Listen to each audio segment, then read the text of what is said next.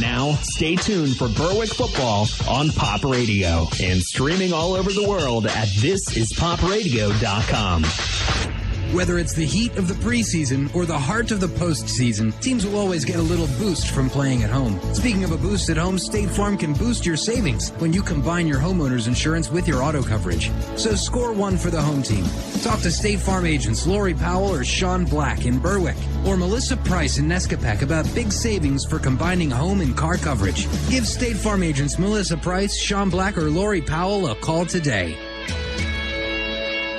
Northeast Pennsylvania is your home, and no matter what stage of life you find yourself in, what you rely on most is security. When that house becomes a home, the moment you get that new car, when your dreams become a reality, it's times like this when you have to look to the experts for advice and financial peace of mind. They're there with innovative products and services to help you with your financial future every step of the way. Together, they will help dreams and goals become reality. They are more than a bank. They're your neighbor. They are First Keystone Community Bank, member FDIC, and equal housing lender.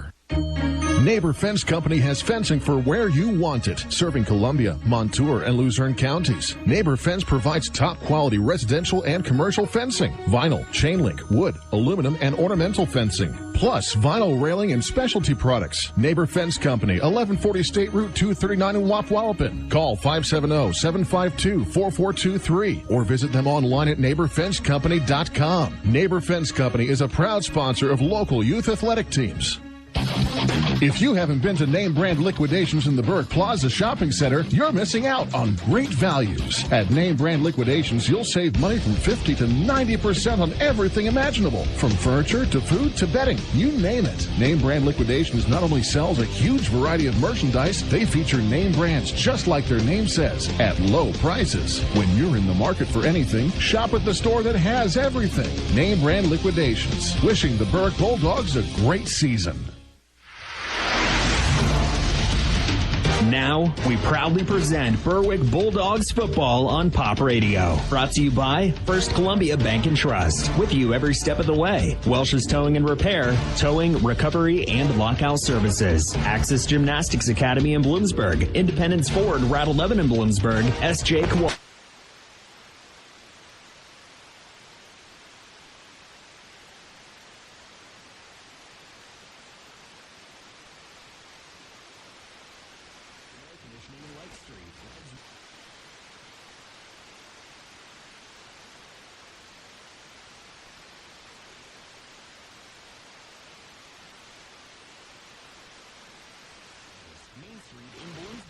Now with Andy Ulickney, here's the voice of the Dogs, Jim Doyle.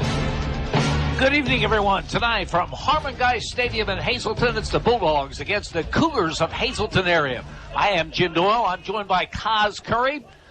The spotter for our game tonight will be Alwan.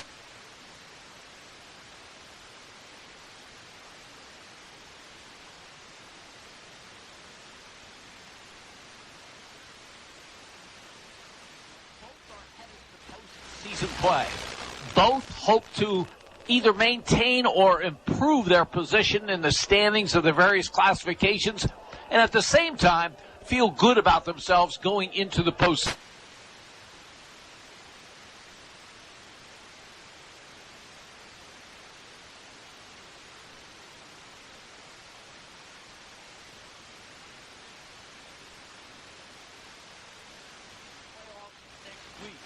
For Hazleton area, they are in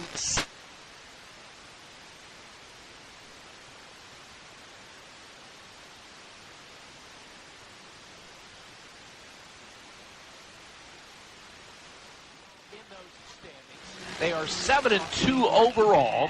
If they maintain that 6, they'll be on the road to take on the number 3 team. Right now, that would be Northampton. Things can change. It's unlikely that they can get a home field. They could move up to 5th.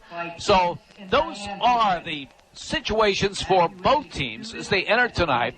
For Hazleton area, this is a senior-laden team, 18 seniors in their starting lineup. including some real firepower. Probably the best duo of receivers that the Bulldogs will face all season, and Connor Shamani and Matt Casadas. And their quarterback, Tyler Wolf, has had a terrific season. 22 touchdown passes, 1,841 yards passing. And they can run the football as well. Matthew Bookman, the younger brother of head coach Dennis Bookman, is a senior who's averaging over 7 yards a carry, 846 yards, and 8 touchdowns. So that's what the Bulldogs are up against tonight. Boy, they've faced a gauntlet of teams down the stretch. They had their biggest win of the season over Dallas, a team that's very good, has only 2 losses. Then they lost to an undefeated Danville team. Last week, a 1-loss Crestwood team. And this week, just a 2-loss Hazleton area team. Former Bulldog Kaz Curry with us for high school football tonight. Kaz, both these quarterbacks can throw the football. I mentioned Tyler Wolf, 22 touchdown passes. Matt Wanzinski has 15 for Berwick. But we're going to take a close look at that running game. This offense for Hazleton area is so explosive, almost 35 points a game.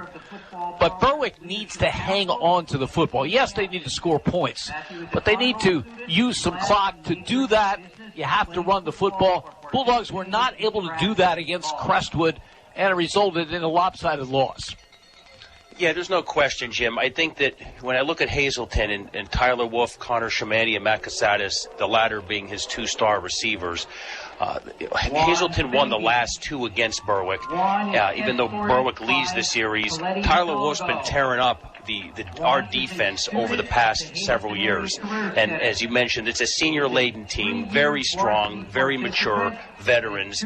They know how to win. They're bringing in a 7-2 record. And for Berwick to have opportunity today, they need to get back to what they did against Dallas. Play as a team, play united, play confidently, and ball control. Maintain, control the clock through your offense. To Kaz's point about Tyler Wolf against Berwick last season in that 21-14 win for the Cougars over the Bulldogs at Crispin Field, 10 for 15 in passing, threw a couple of touchdown passes, and his running touchdown was the difference in the game. So he is very, very good. But we talked about Berwick's running.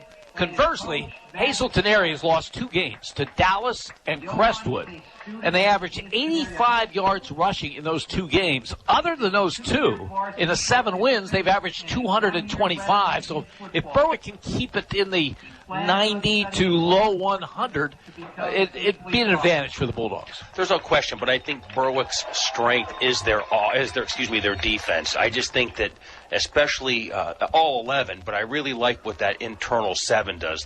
When they play that 4-3 base, I think they have a tremendous defensive line that gets after it, and I think they can exploit Hazleton's front if they come prepared to play.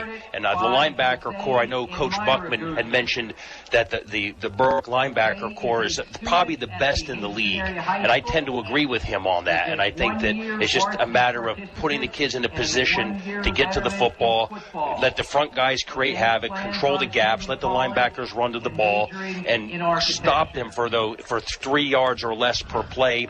Keeps them off the field, prevents first downs, and gives Berwick the chance to have the ball offensively to create some momentum, score some points, and get back in the throes of winning. This is not a must-win situation for either team. Both teams are going to be in the playoffs next week, and I'm not sure with the power rankings what a win for one team or the other does as far as moving up in those rankings. But I think the second point about a closing game like this is how you feel about yourself going into the postseason. And I think it would be devastating not to lose a game tonight, but to lose handily and then try to rebound into the playoffs. That's not the way you want to go about it. No doubt. I mean, I think from if I'm a Berwick football player and I'm sitting there looking at the game tonight as a 4-5 team, I'm saying, doggone, we got to win tonight. We got to be 5-5, get some momentum, and have confidence going into the playoffs because we know we can play with the teams that we are going to potentially match up with starting in week 1.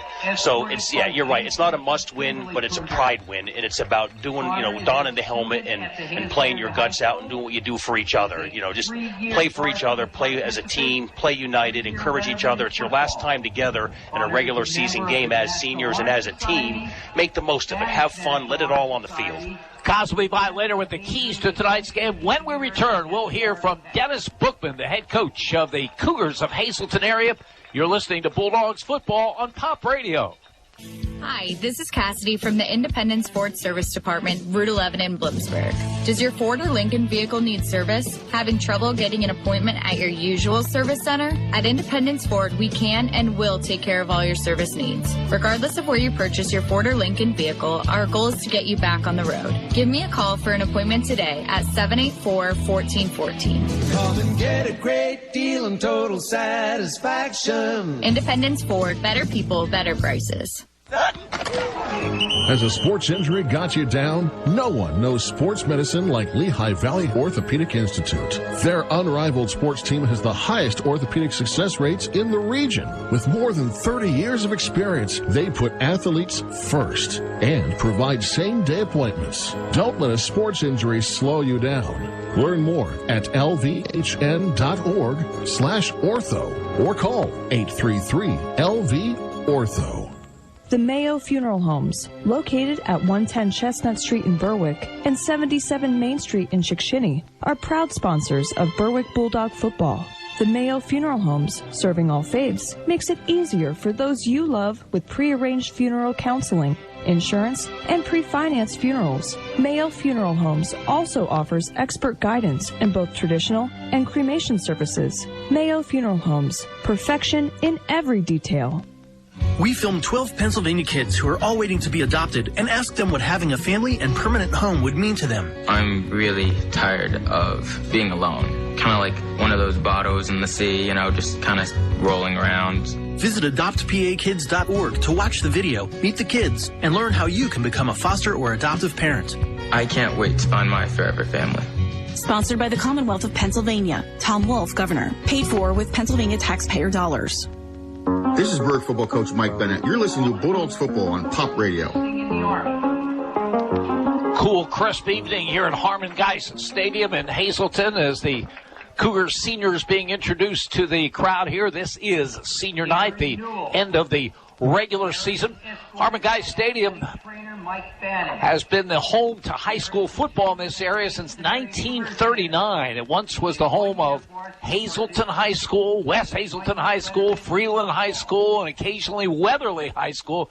Now just the home of the jointure that is Hazleton area, the Cougars. The Hazleton area offense is led by senior quarterback Tyler Wolf, who has thrown 22 touchdown passes and has over 1,800 passing yards. Cougars coach Dennis Buckman on what makes Wolf special. First of all, Tyler's ability to understand our offense is certainly remarkable. He's a true student of the game. To coincide with that is his leadership. He has that first to arrive, last to leave mentality. Truly believes in our system, the players around him, and also just the ability that he has. He has the arm talent to make all of the throws. He has the athletic ability to be able to extend plays outside of the pocket. Being able to be in our system now for his second year, he continues to improve and get better and better, and his just eagerness to want to get better really sets him apart. Defensively, your team has held the opposition to 15 points or less in 7 of your 9 games today. So obviously you're doing some good things on defense. Who's played well for you on that side of the football? Defensively, we know we've had some really, really big games and really big plays this year. It starts with Kayvon Minor inside for us at inside linebacker, Mike Backer. He's just been lights out all year, continues to ascend, gets better and better. He's a senior for us, has only been playing football for 2 years now. The sky's the limit for him. He makes so many plays in the run game for us. Also, our safety number 1, Matthew Bookman, in the run and pass game. He's able to run alleys and be that last line of defense, so to speak. At the same time, last week against Williamsport, he had 2 interceptions, both interceptions, one to seal the game, another to set us up for a score. You talk about the back half of our secondary as a whole. You also have at corner Connor Shamani and Matthew Casadas, who have a lot of snaps between them. Really like that group. Ryan Mattias is another player inside for us who's been playing for a number of years now in our system. And our defensive line, we're active up front. We're able to control gaps and be able to crease some things because of our selflessness and our ability to be able to make plays. This Berwick team comes in with a losing record, but I think you'll agree there's some talent on this team. So what are your specific concerns about them? First of all, I think this Berwick team has an unbelievable amount of talent. And I don't just say that. That's not just coach speak. You look at the roster from the person who wears number 1 and Luke Peters, who's the kicker, all the way down numerically to the last person who's on the roster. And there's a ton of guys that jump out at you. First of all, as it's been for a long time in Berwick, it starts up front on both sides of the football where they have a lot of talent. Then from there, to complement that talent is certainly the skill players that they have that have a remarkable skill set, whether it's Bo Sheptok, who can make plays at safety and at tailback, and also in the pass game. You have Spencer Kishbaugh, who does so many things for Berwick. Will play tight end. Will be able to play that H-back move tight end position. Will split out at receiver. We've seen him in the backfield. Dre Wilk also fits that mold as well. We know what he can do, on the defensive side at safety, but how about the way he's made plays on the offensive side this year? Also, every time he's touched the ball, there's a chance for an explosive play to be made. Their quarterback has made a lot of plays for them this year, not only with his arm, but with his legs as well. We watched that Dallas game, and he was able, I believe, to have 4 rushing touchdowns in that football game, and made a lot of plays where he extended plays and made plays with his legs. Rowan Slabinski at tight end, he does the dirty work for them. A guy we're familiar with, actually played corner last year against us when we played at Crispin Field, and now he's playing defensive end and tight end for them. He's up to 220 pounds at 6'3". I mean, just a remarkable looking player, and also a remarkable player in terms of his play and ability. You go through the lineup, then you talk about defensively, with the linebacking core they have is arguably the best in the district. It starts with Spencer Kishbaugh, who's all over the field and is just so athletic and dynamic. Then you have 34, Tristan English. You have 33, James DeAndrea. You have guys who are just really physical, tough, hard-nosed players. And then that back half, they complement each other so well. So there's a variety of things that we understand in Berwick, that they present so many challenges. Coach Bennett, his entire staff, they do a phenomenal job of preparing their players and having their players ready for each and every game. Berwick has some really impressive wins this year, also against some really quality teams. So we understand with Berwick coming into Harmon Geist this Friday night that this is a really dangerous and a really impressive football team. That's Dennis Bookman, now in his 3rd season as head coach of the Cougars of Hazleton area. His career mark 19-9. Last year they started 0-2. They finished up 8-4 and lost to Delaware Valley eventually in the District 2 6A final, hoping to make another long playoff run this season. And they have the horses, and they have a 7-2 record coming in. Dennis Bookman, by the way, is the first head coach that graduated from the jointure that is Hazleton area. Bulldogs against the Cougars to close out the regular season. We'll take a look at the starting lineup for Berwick when we return. You're listening to Bulldogs football on Pop Radio. When you're planning your next big event, weddings, concerts, church festivals, even construction sites, remember Preferred Portables has you covered. Preferred Portables offers a luxury restroom trailer that even has hot water. Have no power? No problem. They can provide a generator to keep the lights on. Preferred Portables can provide sanitary service to campgrounds, carnivals, parks, parties, and even has an emergency service 24 hours a day. Contact Preferred Portables to learn about event and contractor pricing. Email preferredportables@gmail.com. Go Berwick Bulldogs!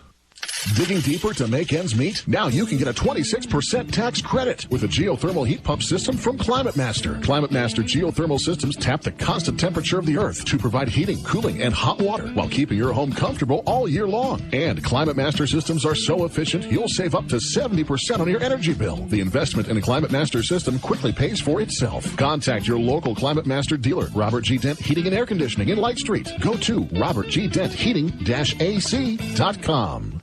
Welsh's Towing and Repair proudly supports the Berwick Bulldogs and wishes them a successful year. Welsh's Towing and Repair has a long tradition of helping. You can call Welsh's 24/7 at 759-9737 if you are in need of a tow, jumpstart, tire change, are locked out, or to request them on scene if you're in an accident. Welsh's accepts all major insurance and motor clubs, and they offer all types of preventive maintenance and state inspections for cars, trucks, and motorcycles. Welsh's Towing and Repair, South Mercer Street in Berwick, and at their South Center Storage Facility, Columbia Boulevard in Berwick.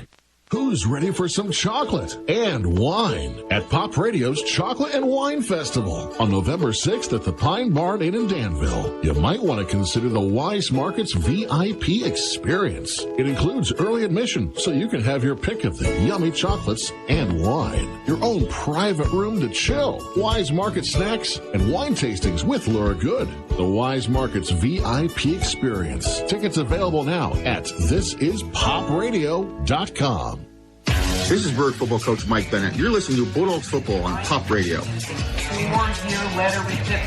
Berwick against Hazleton area. It's the 29th meeting between the two teams. As Kaz mentioned earlier, Berwick leads the series 21-7, but Hazleton area has won the last two, including a 21-14 decision last year at Crispin Field.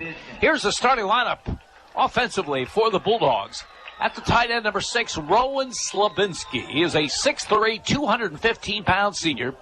Made his longest reception of the season against Crestwood last week.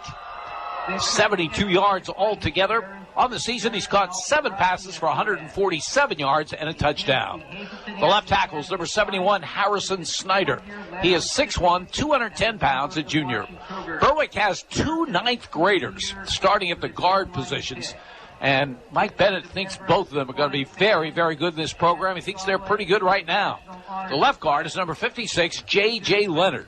He's 5'11", 210 pounds. And the right guard is number 62, Matt Gordner. He's 5'11", 271 pounds. The starting center has done a terrific job this season, number 78, Liam Carroll.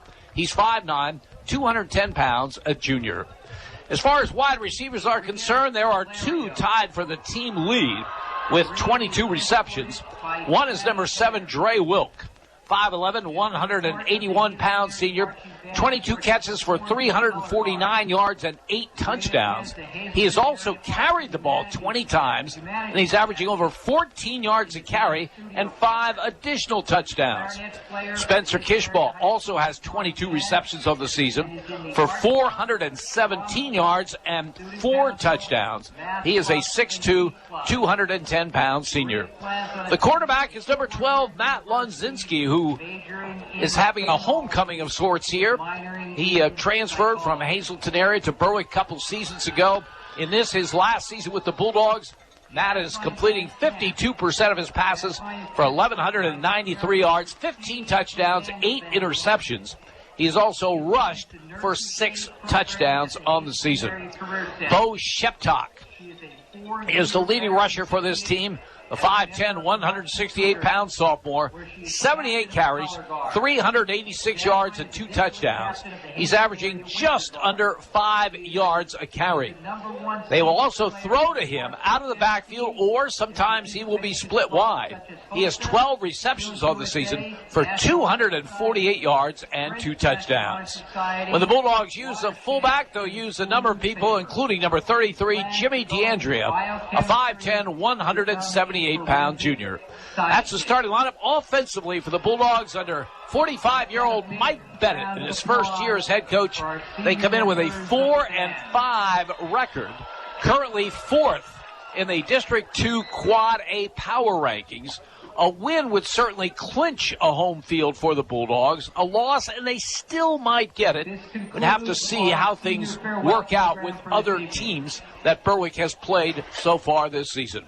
We'll check the starting lineup offensively for the Cougars when we return. You're listening to Berwick Football on Pop Radio. What time do the kids arrive, sis? Anytime now. Is it wise to have a bunch of kids gathering indoors at this time of the year? I know what you're thinking, but COVID-19 vaccines and boosters are available for all kids now. And all the moms have had their kids vaccinated. You ought to think about getting your new COVID variant booster, too.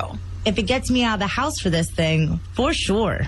Help keep Central PA safe this autumn. Visit vaccines.gov. Brought to you by PA Unites Against COVID and the Central Susquehanna Intermediate Unit. When you think of Wagner's Trophies and Engravables, you may only think of trophies, but we're much, much more than that.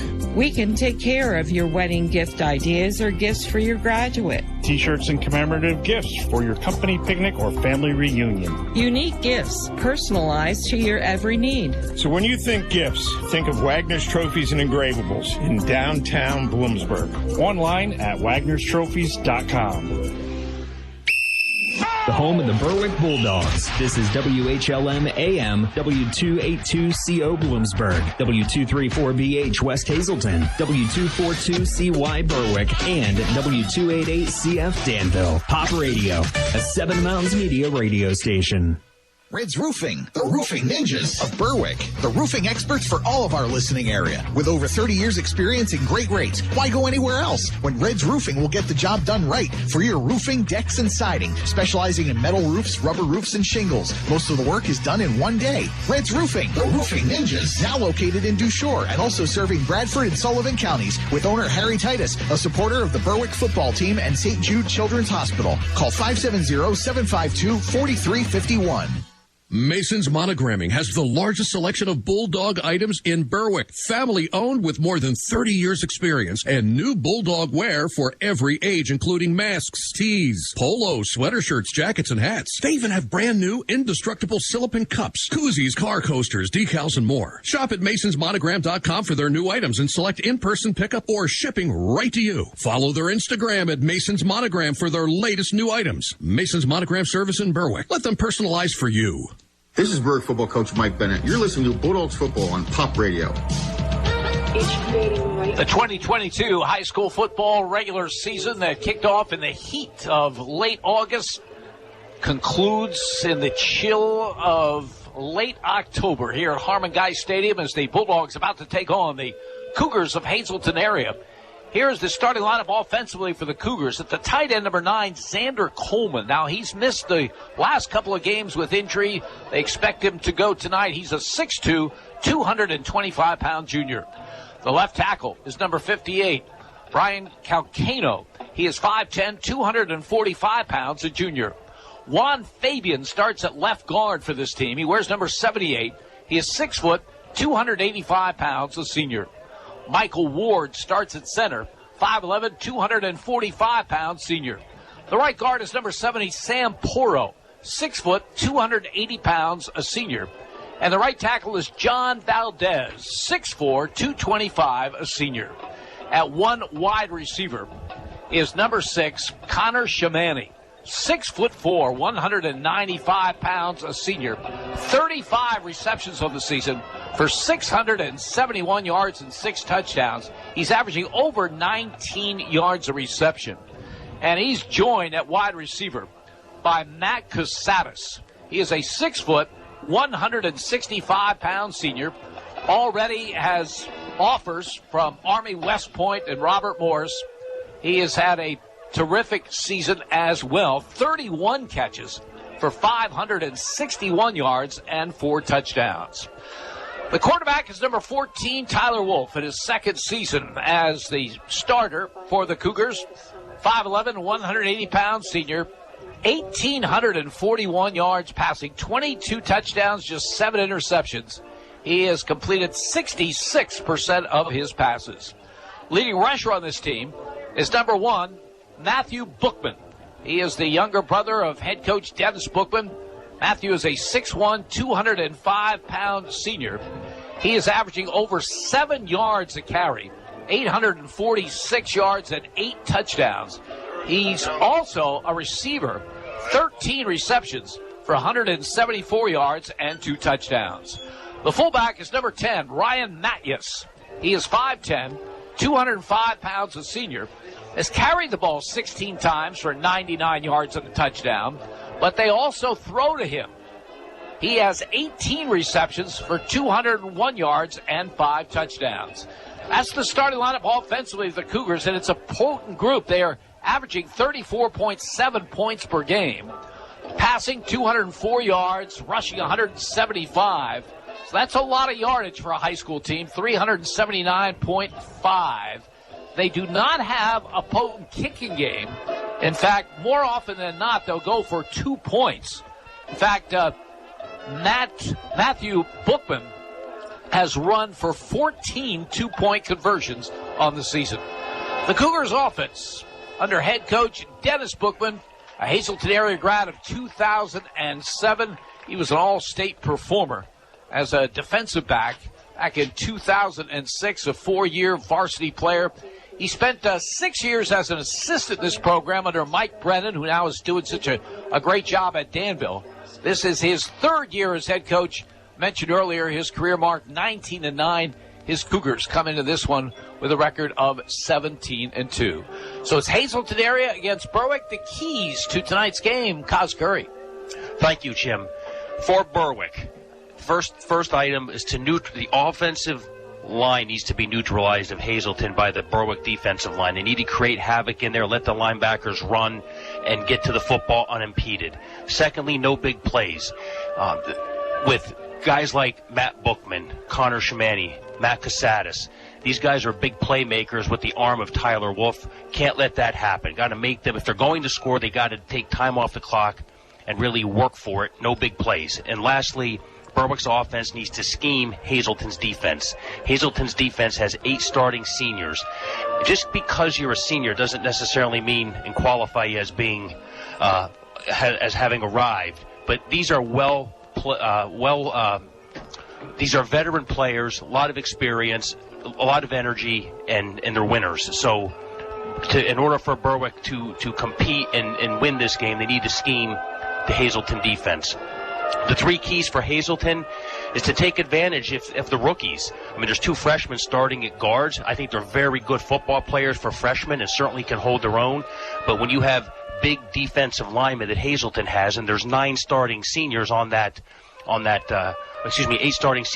defense, I would expect Coach Bookman to take advantage of that and put schemes in place to create confusion for the young offensive linemen.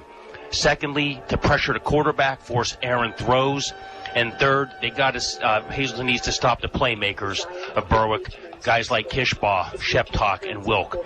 Phenomenal football players, and those are the keys. Well, you mentioned the defense of Hazleton area. It is a veteran group, as is the offense. 18 senior starters altogether. And we're anxious to see Quay Von Miner at the inside linebacker position for Hazleton area. You heard Dennis Bookman talk about him. Only his 2nd year of football, but what a year it's been. Last year, in his 1st year, he was all Wyoming Valley Conference. He's a 6', 200-pound senior. Needs just 3 tackles for 100 on the season. 12 of those tackles for loss, 3 sacks. So that is the player that Berwick will have to deal with. But the Bulldogs have their own star power on defense. Bo Sheptock leads in tackles from his safety position. Spencer Kishbaugh has been outstanding. You hear during the course of this season, every opposing coach that we've talked to has mentioned number 4, Spencer Kishbaugh. The 6'2", 210-pound senior headed to Kent State University. 4th on the team in tackles, but number 1 on tackles for loss with 15 on the season. And Tristan English, even though he missed the first game and most of the second game, has really come on strong.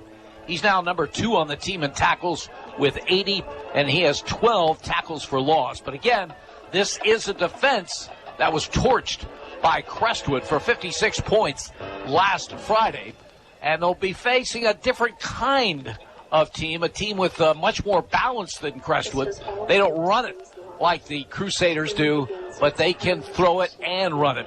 The Bulldogs have made their way on the far side of the field. Berwick wearing their white jerseys, white pants, white helmets, blue numerals, and trim. And now the Cougars of Hazleton area about to make their appearance, but they hold up to wait for the band show to end. They're wearing their red jerseys with the white pants, white helmets, white numerals, and trim.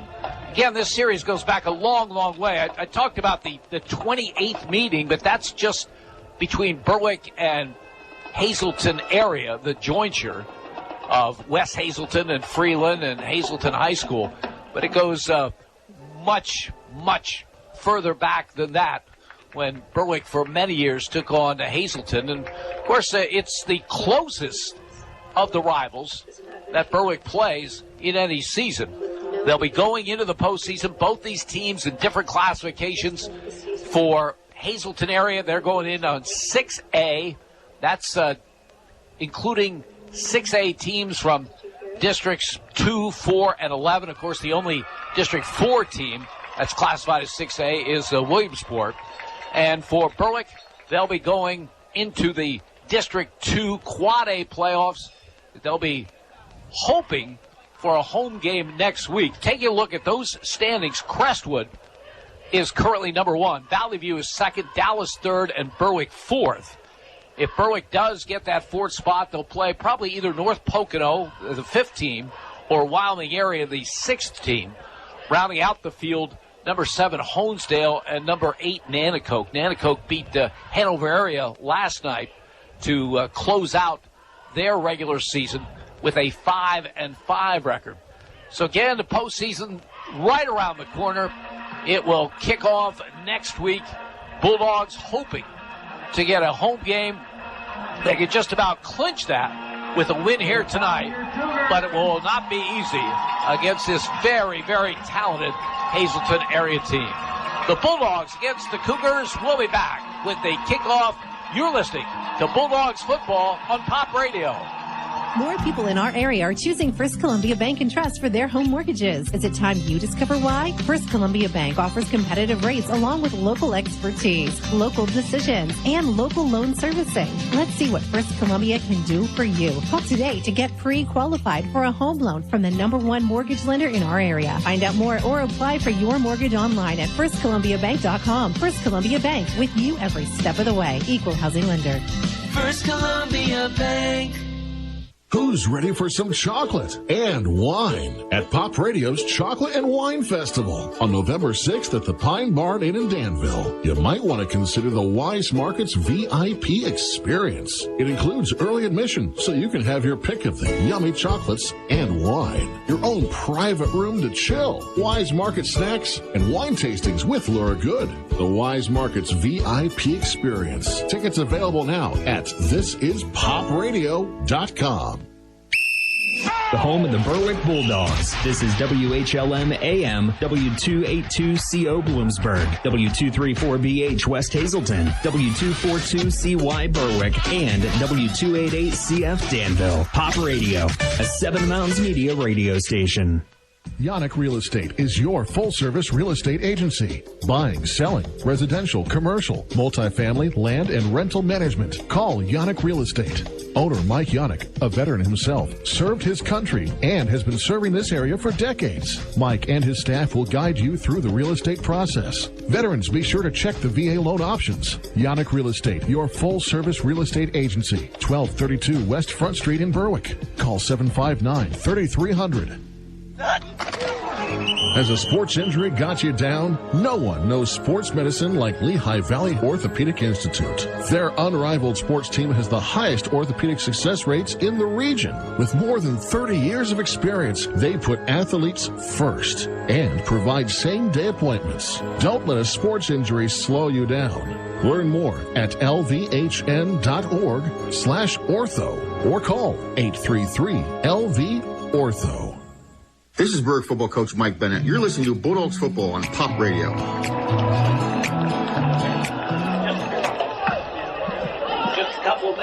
Good evening, ladies and gentlemen.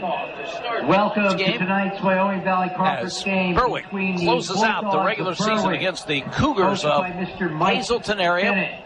Captain's about to meet at the center of the field with the officiating crew for tonight's game. That crew is the referee, Jay Rowan. John Basic is the umpire. The linesman is Chris Basic. Don Chapago is the line judge. Jeremy Yarish is the side judge, and the field judge is Brian Schwartz. Again, the final game of the regular season for these two teams, both headed toward postseason play. Berwick would like to get the taste of last week's 56-21 loss to Crestwood out of their mouths before they head into those postseason playoffs.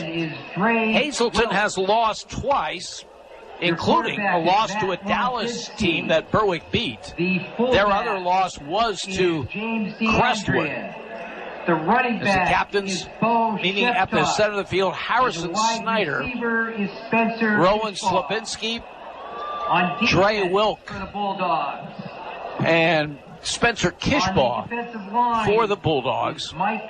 Hazleton area sending out all their seniors. This was senior night at Harmon Guy Stadium. Because I assume you played here numerous times, but not on the artificial turf. Correct. It was they were the Hazleton Mountaineers at the time. It was a grass field and always tough physical football players. Always one of the more physical games on our schedule. And if you played here late in the season, you could count the blades of grass.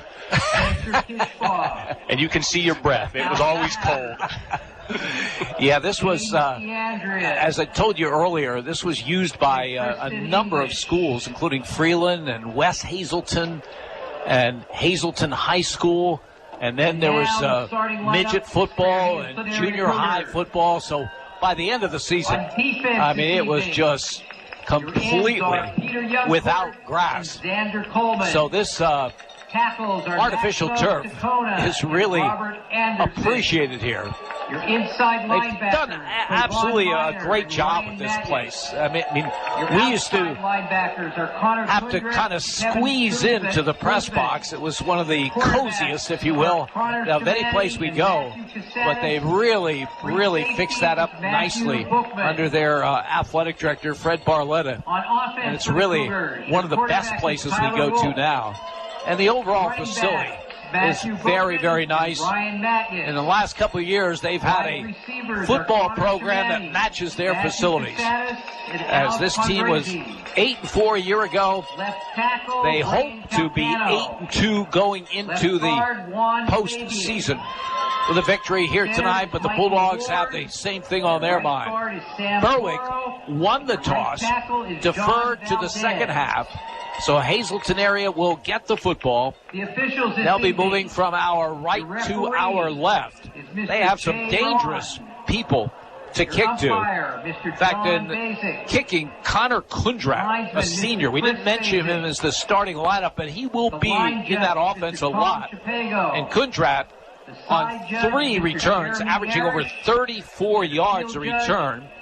Matt Casadas will be the other player that's deep to start this game for the Cougars. Again, they started this season very, very well. They were 5-0 until they hit Dallas. Lost that one 42-20. Then the next week they lost to Crestwood by a score of 35-14. It's mentioned earlier, and it's worth mentioning because we talk so much about their passing game. But their running game is very, very important. The 2 games they lost, they did not run the ball all that well, averaged only 85 yards on the ground in those losses to Dallas and Crestwood. And in their 7 wins, they've averaged 225 yards rushing. So Berwick hopes to fare better defending the run than they did last week against Crestwood. Well, it looks like Casadas and Kundrat will be the deep players for Hazleton area. And was there a flag down already? Berwick is kicking from the 45-yard line. 5-yard penalty Delay of game against the Cougars. Delay of game against Hazleton area. How about that one? Is Luke Peters. Is that on the band? I think that was on the band. I would say they may be doing wind sprints out here Monday. Well, Luke Peters set to kick it off for the Bulldogs. And Matthew Casadas. Kundrat and Casadas deep, and this game is underway. Kick very, very high to the far side. Kundrat at the 10, to the 15, to the 20, gets by one man to the 25-yard line and carries a couple of tacklers over the 30. Strong return by Connor Kundrat. Alex Estrella among the people in on the plays for the Bulldogs. Bulldogs defensively will line up with Harrison Snyder and Roland Slabinski at the ends. Chase Shuckers and Liam Carroll at the tackles. Linebackers Spencer Kishbaugh, Tristan English, and Jimmy DeAndrea. The corners, Billy Hansen and Josh Kishbaugh. The safeties, Dre Wilk and Bo Sheptot. 1st and 10. Hazleton area, they have the ball at their own 34-yard line. They move from our left to our right. Bookman gets the call. Bookman tries the left side. He gets just a yard on the play. Defended very, very well. Spencer Kishbaugh, 4th on this team in tackles. Makes one there. 2nd down and 9 for the Cougars. That was a back trap, pulling the right guard to the left, and Spencer stepped up, made a nice tackle, unimpeded due to the work of the front 4. 15 tackles for loss, 69. Make it 70 now for Spencer Kishbaugh on the season. Here's Tyler Wolf out of the shotgun. Bookman to his left. 2nd down and 9. Wolf back for his first throw. Fires to the far side, in and out of the hands of Bookman. Coming out of the backfield as Braylon Hawkins on the coverage for the Bulldogs. Appears that Hawkins is in that linebacker spot starting in this game. I gave Jimmy DeAndrea, but it is Braylon Hawkins. So now it is a 3rd down and 9 for the Cougars at their own 35-yard line. And Jim, on that play, Rowan Slabinski had real nice pressure from the backside, forcing a fast throw from Wolf, and good coverage by Hawkins. 3 receivers to the right, 1 to the left.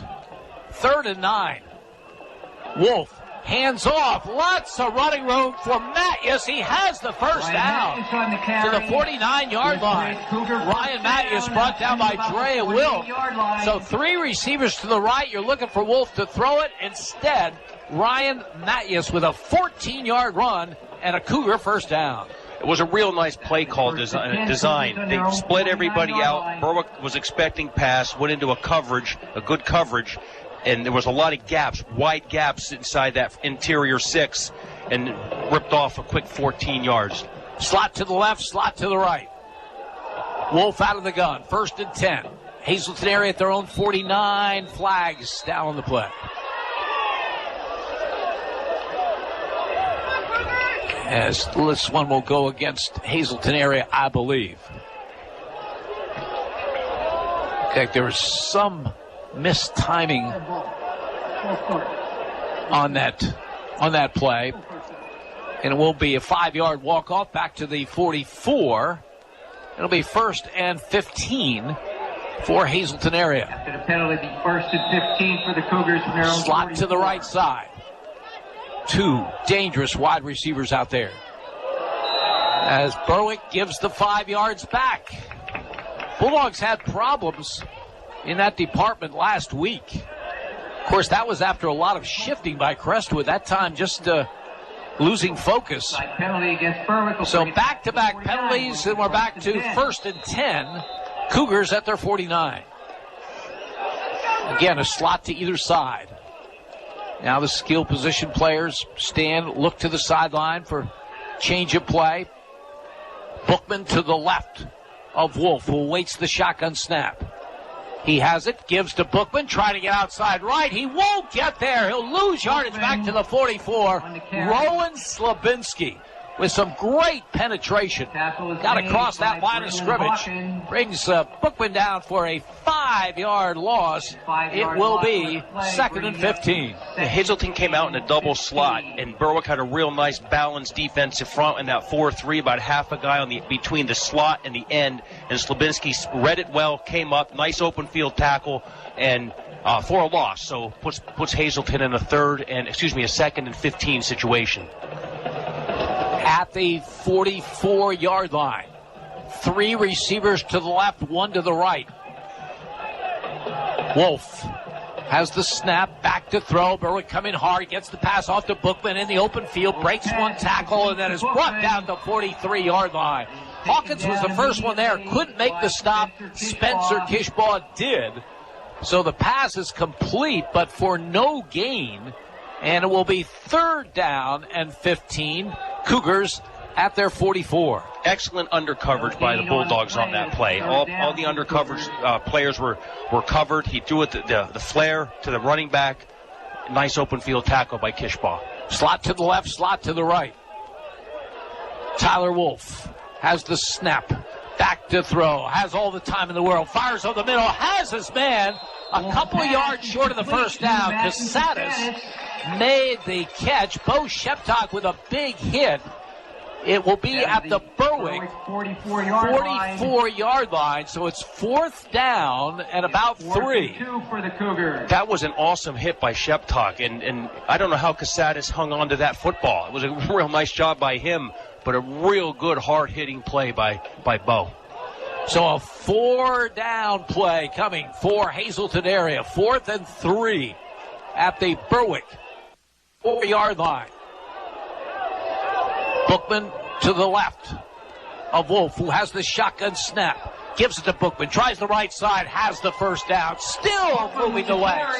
Inside the 40 near the Berwick 37-yard line. Strong effort by Matthew Bookman. Liam Carroll made the stop. 38-yard line. Yeah, that was a run of desire by Matt Bookman. Low shoulders, good leg drive. He was hit about a yard behind the line of behind the first down, and just drove his legs for an additional 3 or 4 yards from the initial point of contact. They needed 3, they got 6. 4 receivers bunched to the right. Empty backfield for Wolf. Quarterback draw. Up the middle, he's hit hard as he gets to the 34-yard line. Spencer Kishbaugh makes the play. Nice design to the play. All those receivers to the right, empty backfield, and Wolf on the quarterback draw picks up 4. Yeah, that was a play design, a formation design that they're looking to see what Berwick's defense is. They're going to come back to that later on once they determine what coverage Berwick's in for either a quick hit and hitch, getting enough blockers on the 4-man side. It's like a diamond formation, or a quick hitch to the slot out here, or maybe a one-on-one post seam against the weak corner. 2nd and 6. Hazleton area using a lot of this first quarter clock in this first possession. 6:45 remaining. From the 34, Bookman the call. Tries the middle and gets ahead to about the 32-yard line. Spencer Kishbaugh, the first one there. He's off to a quick start defensively in this game.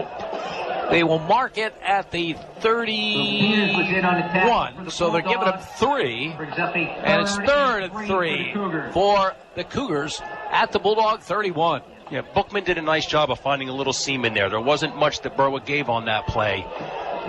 Good feet. Slot to the right, slot to the left. Wolf, a 3rd down call coming. Berwick showing blitz. Then they back off. Wolf looks to the sideline for a change of play call. Gets it.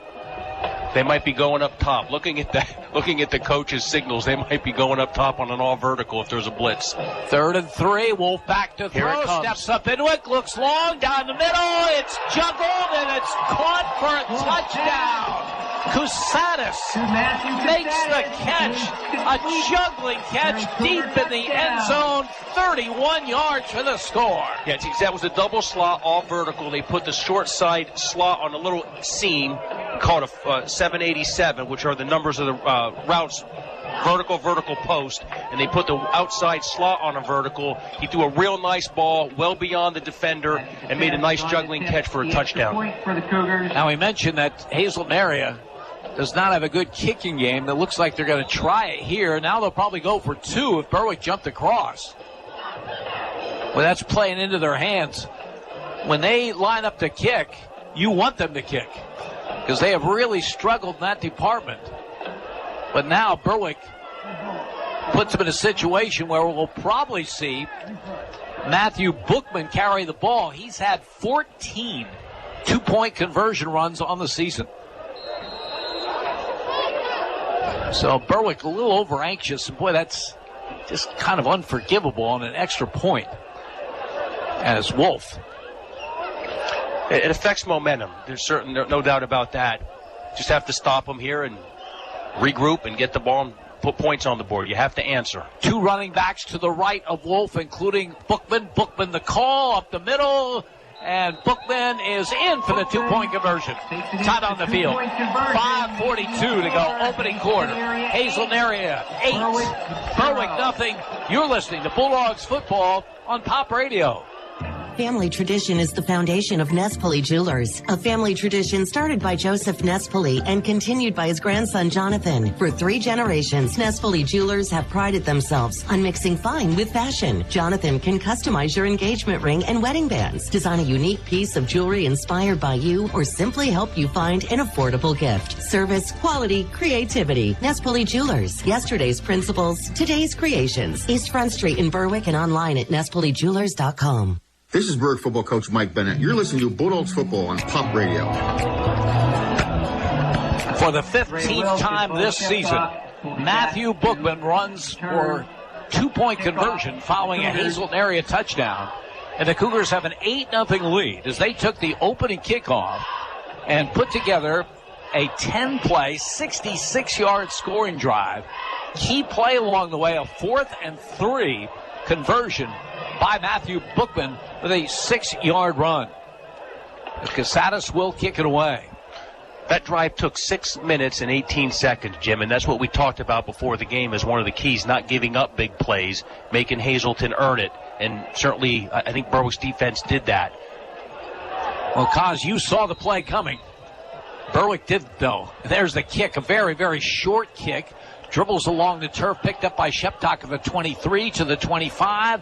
Bo Sheptock gets out to about the 30-yard line, right out to around the 30-yard where he is brought down by Giancarlo Peralta. And Berwick will get it for the first time against a Hazleton area defense that lines up with Peter Youngcourt, Max Tacona, Robert Anderson, and Brady Mazenko, the front four. Connor Kundrat, Kevin Guzman, outside linebackers, Ryan Matthews, and Quay Vaughn Minor inside. Terrific veteran secondary. Connor Shamani, Matthew Bookman, and Matt Casadas. Berwick from their 30-yard line. First snap of the game for the Bulldogs. The call goes to Sheptock. Tries the right side. Has a little bit of room. Gets to about the 34-yard line before he's knocked back. Sheptock brought down by Kayvon Minor. Just mentioned him. That's 98 tackles on the season for him. 2nd and 6. That was a nice off-tackle play by Berwick. They secured the perimeter. Sheptock was able to get 4 yards and keep on track toward a first down. 4 yards every play. They were not able to get those 4-yard gains against Crestwood last week. Now Berwick with 3 receivers to the right, including Ethan Lear. Trey Wilk comes in motion. Quick out to Kishbaugh. He dropped the football, so it'll go as an incompletion. It will be a 3rd down and 6. And we're very early in the game, but this would be a tough way for Berwick to start the game offensively if they get a 3 and out, especially after Hazleton area used so much of this first quarter clock and has put the Bulldogs in an 8-0 hole. No doubt. And the offensive line with the 2 young freshman guards are doing well these first 2 plays. There's no question they've been able to handle the front of Hazleton. 3rd down and 6. Bulldogs at their 34.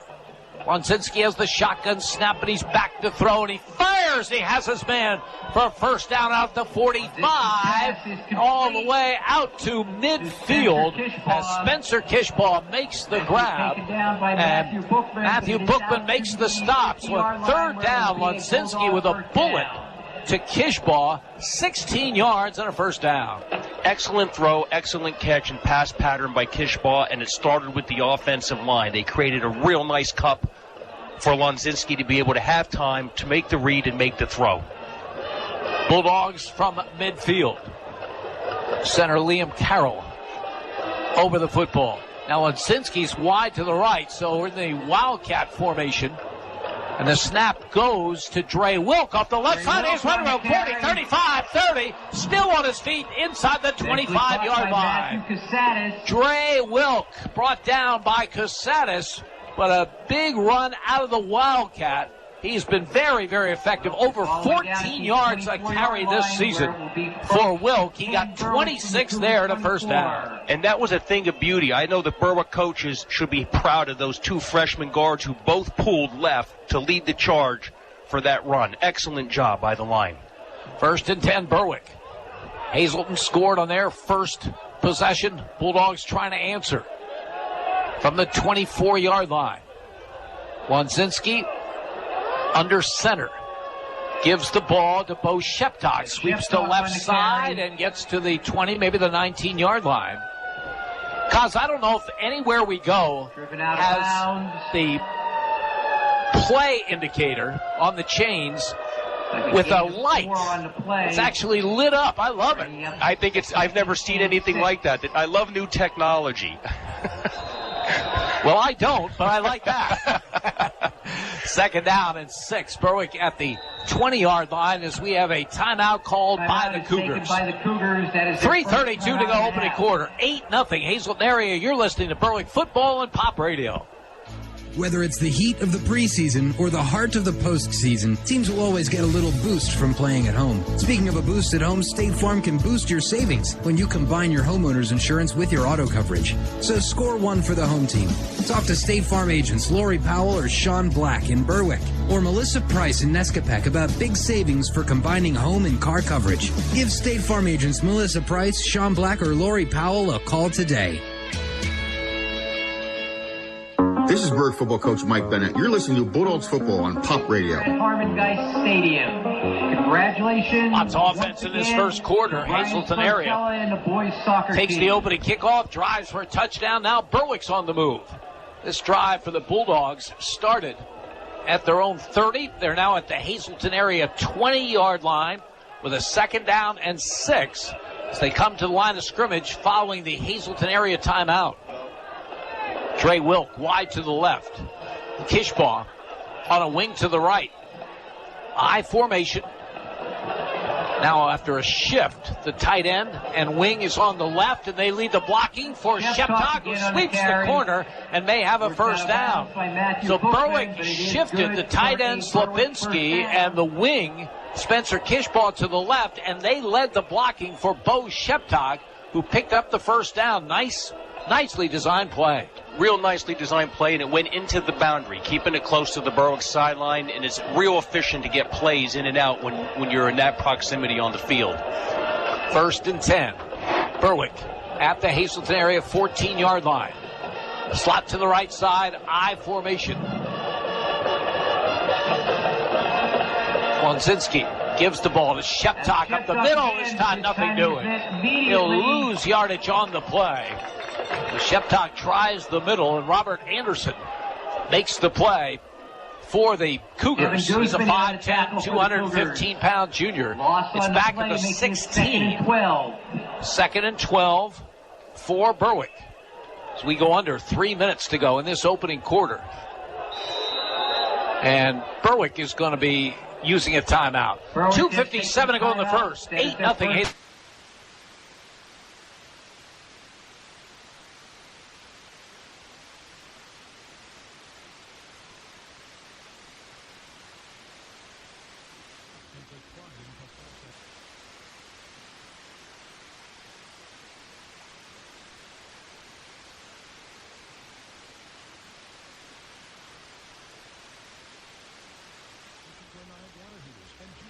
Systems. Call 1-888-KOWALSKI and ask about special promotions and zero-interest financing.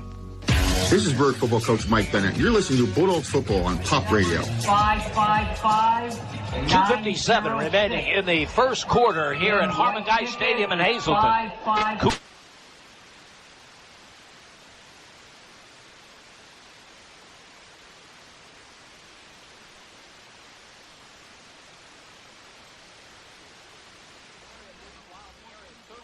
5-0. That is of interest to Berwick because Wyoming area is one of the teams in contention for that 4th spot and the final home game.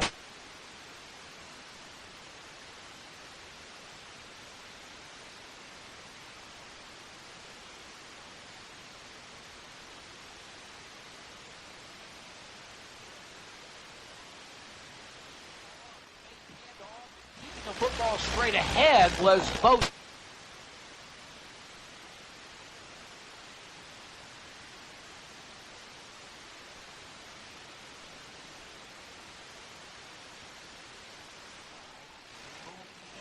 But it's coming back. That was a good offensive formation for Berwick. Putting Ethan Lear in that single wing, spreading out the receivers, forcing Hazleton to get into a spread-out coverage to create some lanes inside. Because the previous play on that 2-yard loss, they ended up putting 8 in the box, blitzing everybody, and going straight man. That play opened things up. But it does put Berwick in a very long, 2nd and long 22-23 situation. Yeah, this drive had a lot of promise. Berwick had a first down at the 14. Now they're back at the 28 with a 2nd and long. Lear is wide to the left. Wilk is in a slot to the left.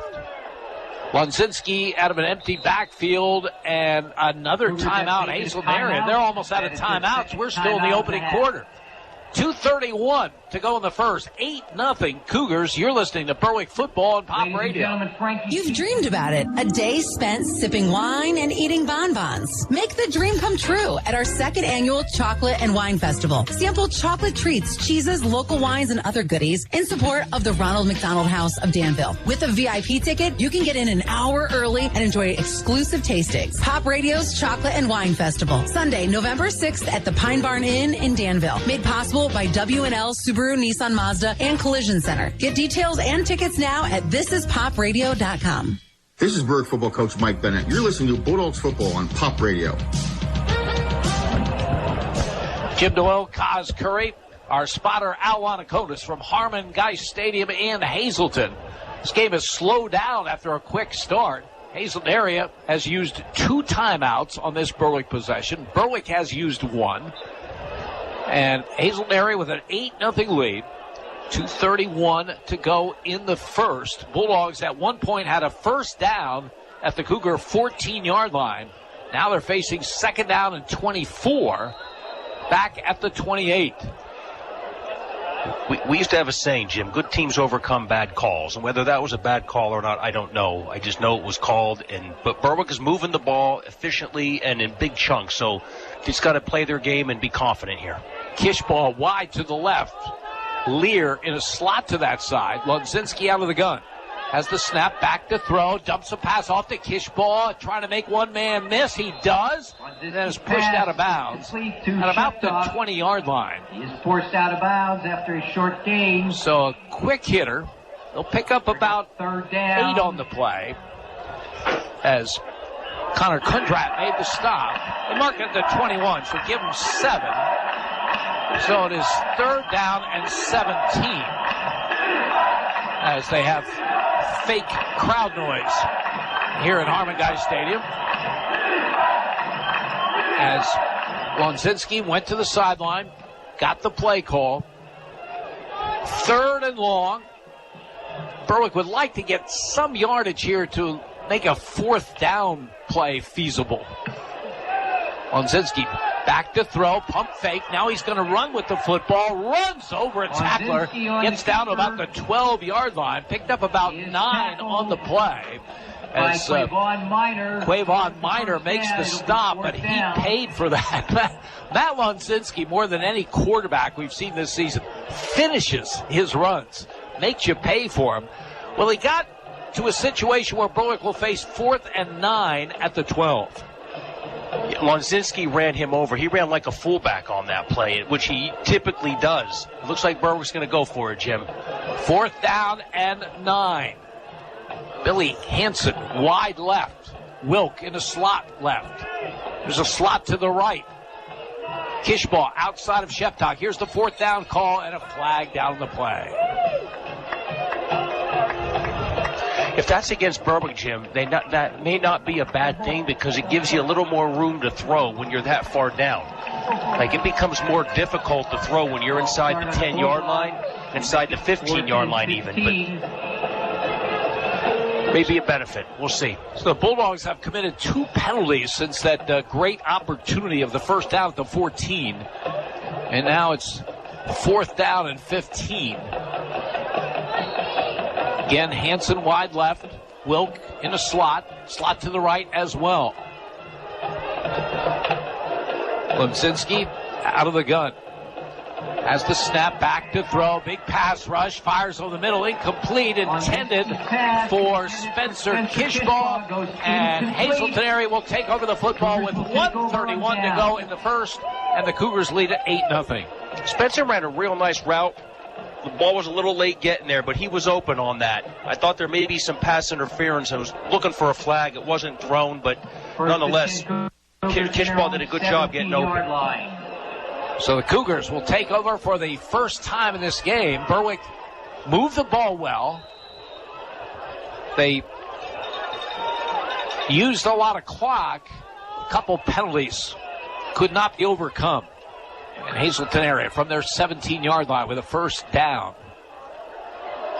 2 running backs in the backfield with Wolf, who has the snap. Gives it off the right side. Connor Kundrat is brought down hard by Dre Wilk. Put a big hit on him. 2 yards to the 19-yard line. Second down and 8 for the Cougars. Hazleton lined up in a pistol formation. Kundrat's probably 7-8 yards deep. And Wilk was like a heat-seeking missile coming up to make a hard hit on him for a very short gain. Alex Pongrazi is in that Hazleton offense. One of 4 wide receivers. 2 to the left, 2 to the right. Second down and long. Tyler Wolf has the snap, but he's back to throw. Looks one way, then rolls right. Turns the corner, keeps the football, dashes out of bounds for first down. Well, we've talked a lot about his passing, but he can run the football as well. And he has a couple of rushing touchdowns on the season. And his scramble ability picks up a first down to the 28. He needed 8, he got 9.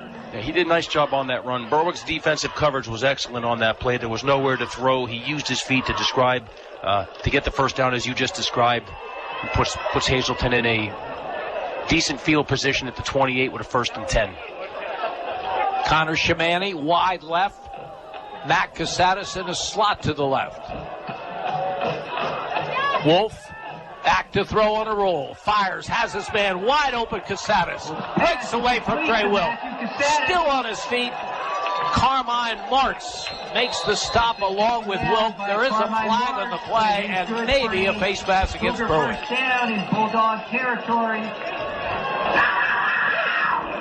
Casadas was wide open. He ran a drag from the opposite side of the field, and just in the confusion of the coverage was wide open. Wolf did a real nice job being patient, reading the defense, went to a second read top to bottom, hit him for a nice gain. 23 yards on the reception.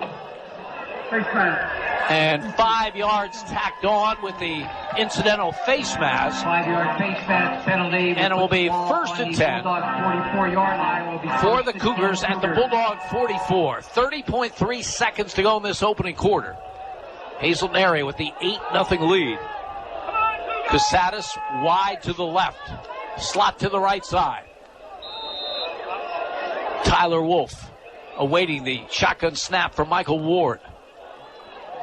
Has it, gives to Bookman, tries the right side, nothing there. He will get nothing. He'll lose yardage. Tristan English was there. As Bookman wanted to turn the corner right, English would not allow it. Play will make it 2nd and 13. That was a 2-yard tackle for loss for Tristan English, who was the second leading tackler on the team. End of the first. They marked at the 47. That is the final play of this opening quarter.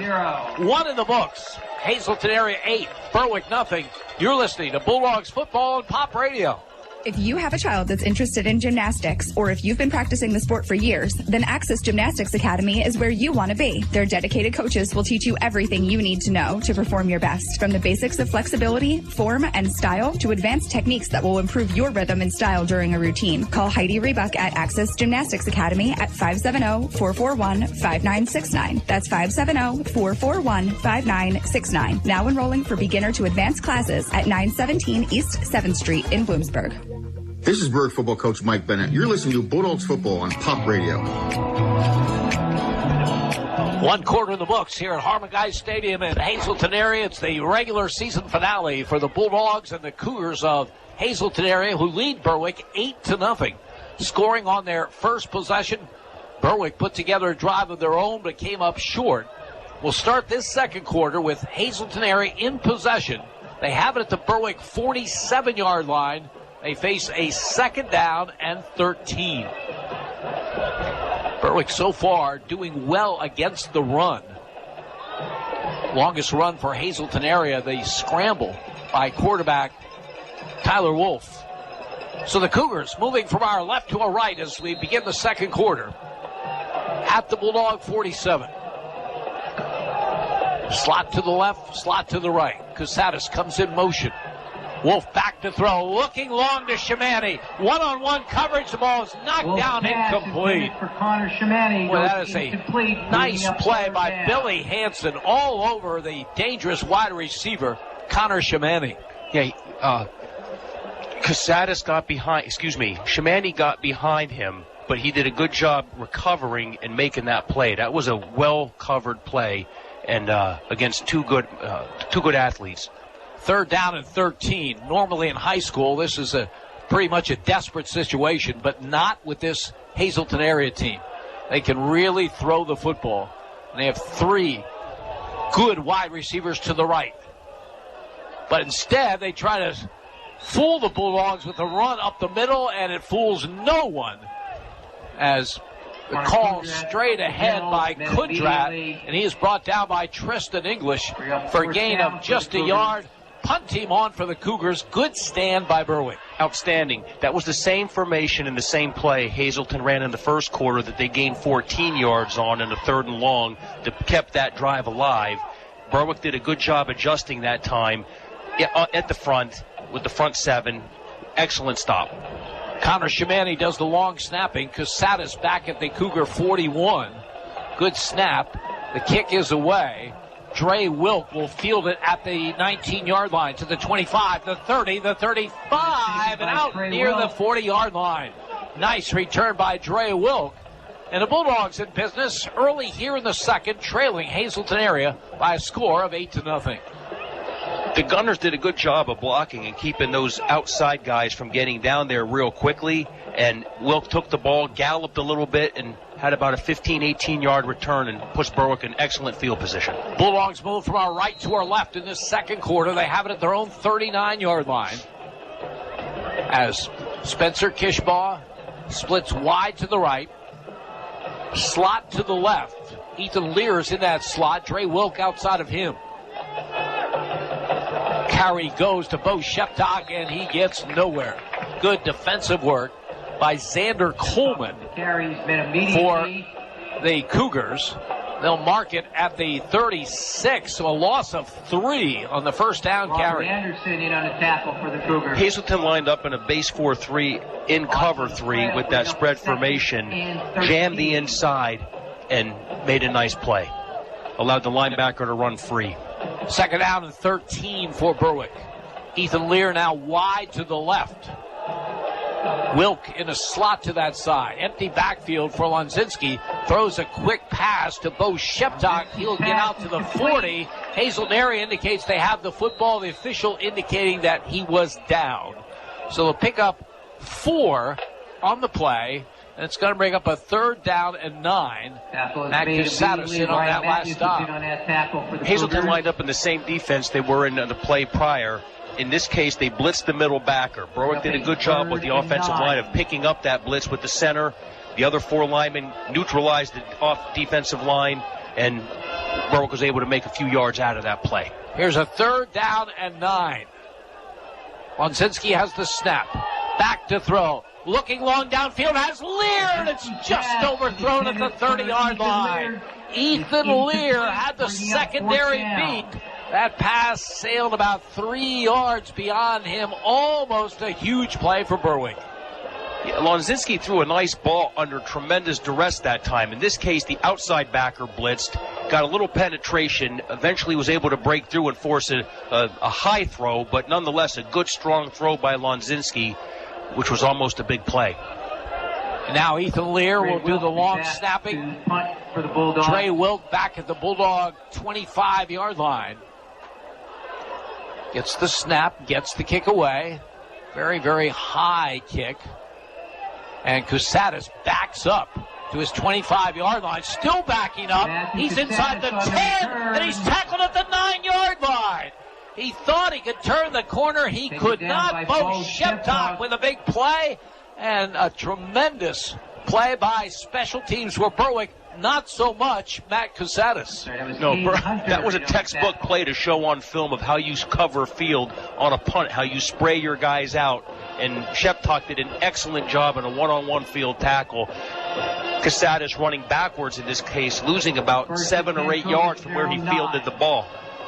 There's a play where a very good player just has a lot of confidence in his ability to turn the corner, but he kept backtracking. Sheptock kept him in sight. And now from the 9-yard line, the Cougars on first down. Bookman tries the left side. Tristan English is there, right about the line of scrimmage. That's the third time they ran that play. It's an inside dive read off of a trips open. So they come trips to the short side, put a split end wide. He's playing sidecar running back to the quarterback who's in the gun. He hands off. He just finds a seam and gets there. Berwick's defense did a nice job of stopping that. Second and 10 for Hazleton area. It's a big spot for Berwick. If they can make a 3 and out here, they figure to get great field position. Clock running, 8:50 to go in the second. Hazleton area leading Berwick 8-0. Wolf out of the gun. Play action. Back in his end zone to throw. Fires a bullet. Has his man Cousatis out at the 33-yard line. That is a terrific play. Tyler Wolf to Matt Cousatis.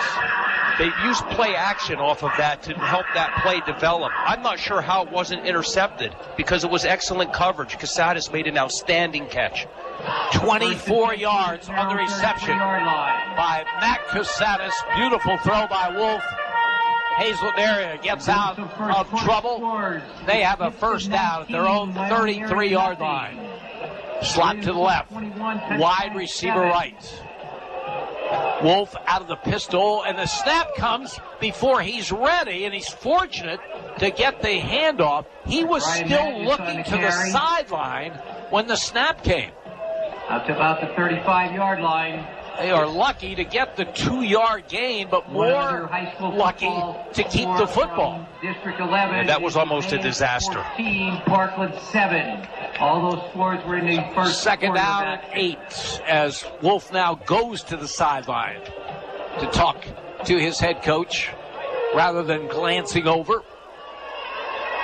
Second and 8, Cougars. Hazleton using that same philosophy of keeping the ball in the near hash near their sideline to get plays in and out more quickly and keep their kids from running so much. Shimani and Cousatis to the right. Wolf takes the snap. He rolls to his left. He fires out of the backfield. Matthews with a one-handed grab and a good tackle in the open field by Spencer Kishbaugh at about the 39-yard line. Yeah, that was a big play by Spencer Kishbaugh because if he didn't make it, that Hazleton would still be running. Big lane there. Third down and 5 for the Cougars. They have it at their own 39-yard line. Cousatis in a slot to the right. Shimani outside of him. Wolf barks the signals, then looks to the sideline for change of play call. Looking. Now he awaits the shotgun snap. Third down call. Has it. back to throw, fires a bullet, it's knocked down, incomplete. Braylon Hawkins with a good play, nearly an interception. Yeah, Braylon Hawkins did an excellent job of reading the quarterback's drop. He took one step from when he got the ball from the gun, set up on a 5-yard quick by all 4 receivers by Hazleton, and almost had a pick for a touchdown. Real nice job. 4th down and 5 for the Cougars. Punt team on for the second time in this opening half. As Dre Wilk back in single safety for the Bulldogs. And Casadas back at his own 26-yard line. Gets the snap and gets the kick away. Away from Wilk. Dre will let it go. And it will roll dead about the Berwick 26-yard line.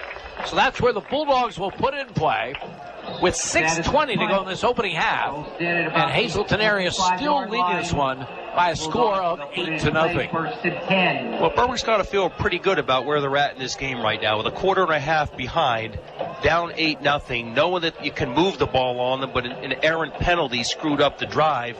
Time to put things together, be crisp, and feel confident about what you're doing. But defense playing real well. 26-yard line. The Bulldogs down 8. They have 2 timeouts remaining, 6:20 remaining in the half. Lear in a slot to the right, Spencer Kishbaugh outside of him. Dre Wilk wide left. Rolling right is Lonzinski, hits Spencer Kishbaugh. Spencer Kishbaugh may have a first down that far side. I'll tell you, quick hitches to him can be very, very dangerous, as we've seen the course of this season. Didn't look like a lot, gets 10 yards and a first down. Yeah, Spencer's tall, he's rangy, he's got long arms, and it was a real nice throw from Lonzinski to him, but it started with that offensive line with a sprint out, neutralizing that edge, good blocking up front. 1st and 10, Bulldogs at their 36-yard line. Ethan Lear wide to the left. Snap. Goes to the Wildcat. No, lose yardage back to the 31-yard line. Dre Wilk took the direct snap, and Berwick will lose yardage as Connor Kudrat makes the stop. They mark at the 32. 2nd and 14. These long situations have plagued Berwick in the first half. They've made positive plays, but then they get behind the sticks. Yeah, whenever Wilk or Sheptock are in the back in that single wing, Hazleton's just teeing off. They're not expecting them to throw. They know they're going to run it, so they're just playing the odds and ganging up on it, leading them to the point of attack. 2nd and 14 call. Slot to the right side. Lonzinski back to throw. Pump fake. Looking long for Dre. Wilk goes up and just a little too tall for him at the 40-yard line. For Dre Wilk goes incomplete. Covered pretty well by Connor Shimani. But Wilk climbed the ladder. Couldn't quite come down with it, and now it is 3rd and 14. Bulldogs at their 32. Yeah, he ran a nice pattern. Lonzinski got the ball as close as he possibly can. That he did throw between several defenders, but Wilk did a good job of making it his 100% effort of trying to get it. Unfortunately, came a little short, but a little high ball. 3rd and long, Bulldogs. They need 14. They have it at their own 32-yard line. Slot to the right side. Bo Sheptock to the left of Lonzinski, who's back to throw. Looking. Fires to the far side. The ball is caught, but just a short gain out to the 37-yard. The tight end, Rowan Slabinski, makes the stop. They mark at the 38, a gain of 6. Casadas on the tackle. 4th down, punt team on for Berwick. It's a good decision to punt here. There's a lot of game left. Play field position. As Casadas and Bookman deep, anticipating the punt from Dre Wilk. Against a 4th down and 8 for the Cougars for Berwick. The punt. Lear with a perfect snap. Kick is away. Very, very short. High kick. And will go out of bounds the far side. So not a good punt by Dre Wilk. And Hazleton there is going to have good field position with a chance to add to their lead before the half ends. 4:30 to go in the second. 8-0 they lead. They have it at their 45-yard line. So just 17 yards on the punt. And the Cougars will take over. On 45. So pressure on this Berwick defense to keep this a one-score game at the half. Wolf surrounded by running backs, 3 altogether. Matthews, Bookman, and Kundrat. And they're going to run to the right with the quarterback, Wolf, and he won't get far. He gets to about the 47-yard line, picks up a couple on the play. Tristan English in on the play for the Bulldogs. Second down and 8, Hazleton area at their own 47-yard line.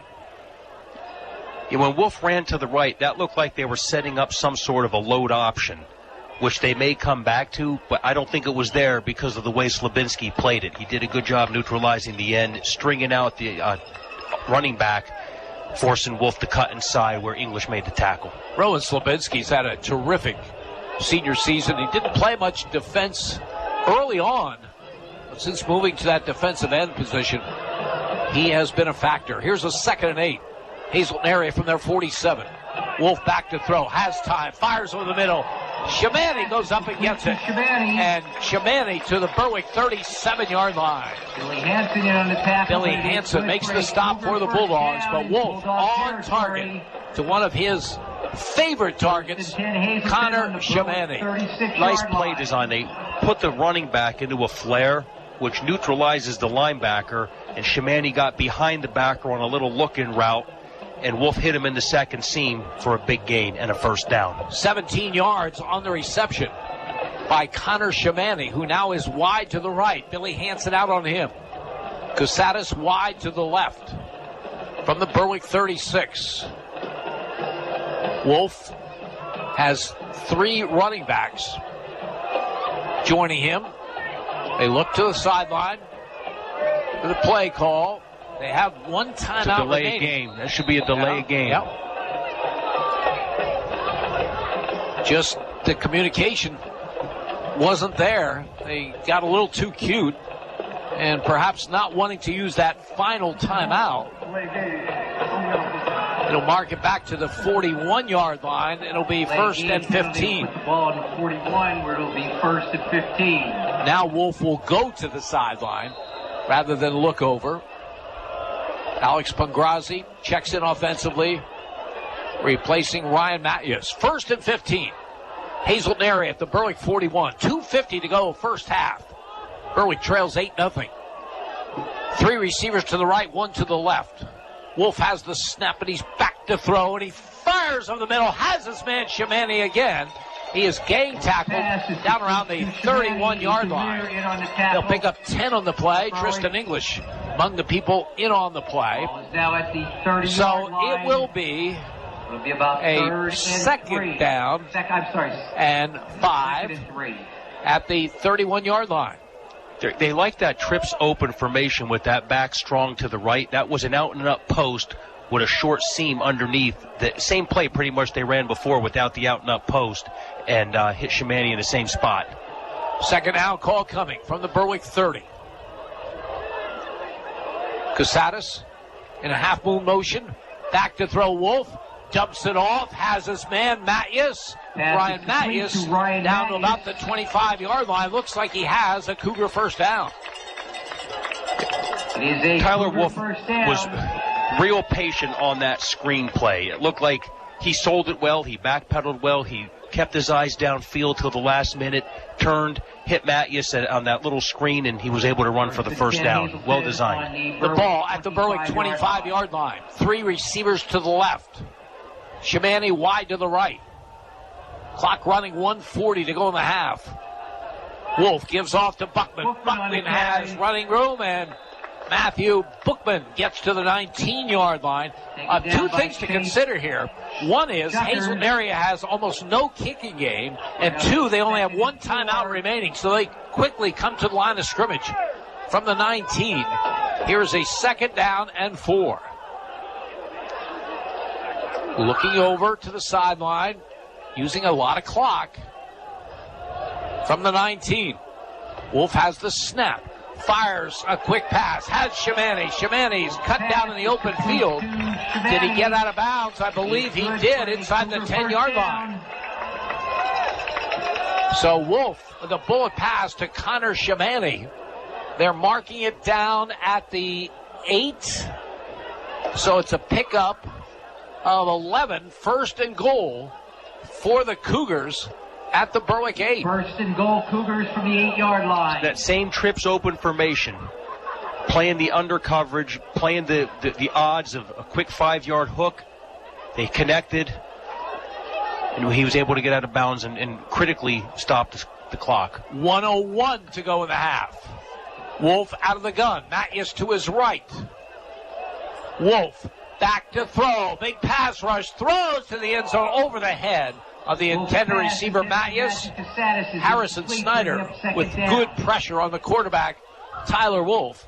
Second and goal, Cougars at the Bulldog 8. 56.5 seconds remaining in the opening half. Yeah, good pressure by the defensive line and good coverage by the secondary, forcing a high throw. Berwick will get the football to start the second half. Boy, a stand here would be huge for the Bulldogs. Keep it at a one-score disadvantage. Shimani has good size at 6'4". He's wide to the right. Wolf out of the gun is looking that way, then fires it on the far side to Bookman. Breaks one tackle, turns the corner, headed toward the end zone, and he gets hit for the touchdown. Well, Berwick tackler got good penetration, had Bookman one-on-one, but that is a tough man to bring down in the open field. The missed tackle results in a touchdown and an addition to the lead for Hazleton area. Yeah, Bookman showed great feet on that play and tackle breaking ability. It looked like he was going to be stopped for really a short gain, if any, and ended up just kind of jumping out of it and turning the jets on and beating everybody to the corner. Casadas will attempt the extra point out of the hold of Shimani. The kick is awful. It is off to the left. And there's timeout on the field. 46.5 seconds to go in the first half. Hazleton area 14, Berwick nothing. You're listening to Berwick Football on Pop Radio. If you have a child that's interested in gymnastics, or if you've been practicing the sport for years, then Access Gymnastics Academy is where you want to be. Their dedicated coaches will teach you everything you need to know to perform your best, from the basics of flexibility, form, and style to advanced techniques that will improve your rhythm and style during a routine. Call Heidi Rebuck at Access Gymnastics Academy at 570-441-5969. That's 570-441-5969. Now enrolling for beginner to advanced classes at 917 East 7th Street in Bloomsburg. This is Berwick football coach Mike Bennett. You're listening to Bulldogs football on Pop Radio. Hazleton area puts together a scoring drive following a very short punt by Berwick as they go 8 plays, 55 yards. Matt Bookman, 8-yard pass from Tyler Wolf for the score. Extra point no good. 14-0 is the Cougar lead as Matthews will kick off. Berwick, if they do get some kind of decent field position with a chance to do something, have 2 timeouts remaining. Casadas waits from the official signal. Not sure what the holdup is here. All the officials seem to be in sync. As a very, very short kick angling toward the sideline and will go out of bounds. So Berwick will get decent field position. No time off the clock. Again, 2 timeouts remaining for the Bulldogs. They will have it at their 35-yard line. Well, there's plenty of time with 2 timeouts to move down the field and at least make an effort to get a field goal, get some points on the board. Bulldogs have not kicked a field goal this season, but they have a good kicker in Luke Peters. Why are they marking that? Put it in play, 1st and 10 on their own 36. 36. I think it went out at the 36. So they take it there. So here's Matt Lenzinski out of the gun with a slot to either side. has the snap, back to throw, fires, has Billy Hansen. Hansen gets out of bounds, pushed out of there by Connor Shimani. A pickup of about 6 on the play to the 42-yard line. Stops the clock, 41.6 seconds remaining in the half. Stay with us at halftime.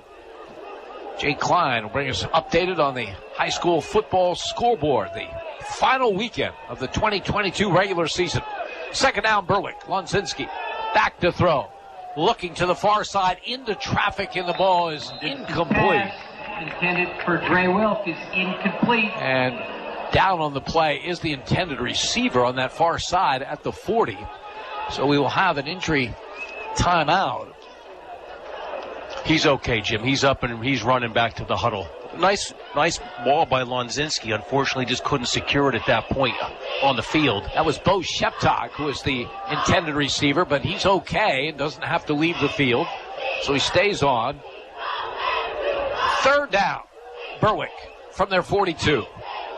Lonzinski back to throw, fires a quick out, a dangerous pass. Almost intercepted by Shimani. Knocked down. Fourth down for Berwick. 32.9 seconds to go. I think you got to play it safe here as the Bulldogs will use a timeout.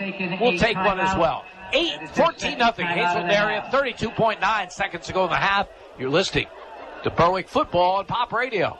Northeast Pennsylvania, it's your home. And no matter what stage of life you find yourself in, what you rely on most is security. When that house becomes a home, the moment you get that new car, when your dreams become a reality, it's times like this when you have to look to the experts for advice and financial peace of mind. They're there with innovative products and services to help you with your financial future every step of the way. Together, they will help dreams and goals become reality. They are more than a bank. They're your neighbor. They are First Keystone Community Bank, member FDIC, and equal housing lender. This is Berg football coach Mike Bennett. You're listening to Bulldogs football on Pop Radio.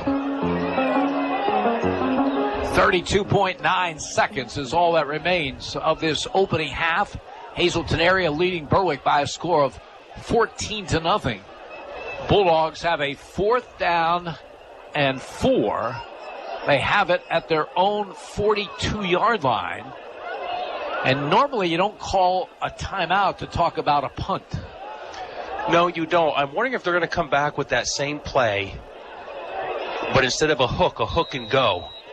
Because the way Shimani bid on that, they actually may get that if they have blocking, but forget everything I said, we're punting. Yeah, I guess they did talk about a punt. And they said, Dre, boom one this time.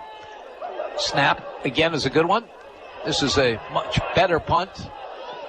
And will roll out of bounds inside. Well, let's see, about the 31-yard line. At the 31-yard line where the Cougars so Cougars have just one timeout left. They have 27 seconds remaining in the half. They don't have a kicking game, but they do have a prolific passing game, so let's see how they play it. Whenever you have a Casadas and a Shimani as the wide receivers, it seems like you always have time to do something. So they gathered around head coach Dennis Bookman. And now they set up from their own 31. Casadas wide to the left. Shimani wide to the right. And they will just take a knee. Wolf takes a knee. So that will end the first half of play with the score. Hazleton area 14 and Berwick nothing. You're listening to Berwick Football on Pop Radio. Has a sports injury got you down? No one knows sports medicine like Lehigh Valley Orthopedic Institute. Their unrivaled sports team has the highest orthopedic success rates in the region. With more than 30 years of experience, they put athletes first and provide same-day appointments. Don't let a sports injury slow you down. Learn more at lvhn.org/ortho or call 833-LV-ORTHO. Welsh's Towing and Repair proudly supports the Berwick Bulldogs and wishes them a successful year. Welsh's Towing and Repair has a long tradition of helping. You can call Welsh's 24/7 at 759-9737 if you are in need of a tow, jumpstart, tire change, are locked out, or to request them on scene if you're in an accident. Welsh's accepts all major insurance and motor clubs, and they offer all types of preventive maintenance and state inspections for cars, trucks, and motorcycles. Welsh's Towing and Repair, South Mercer Street in Berwick, and at their South Center Storage Facility, Columbia Boulevard in Berwick. The home of the Berwick Bulldogs. This is WHLM AM, W282CO Bloomsburg, W234BH West Hazleton, W242CY Berwick, and W288CF Danville. Pop Radio, a Seven Mountains Media radio station.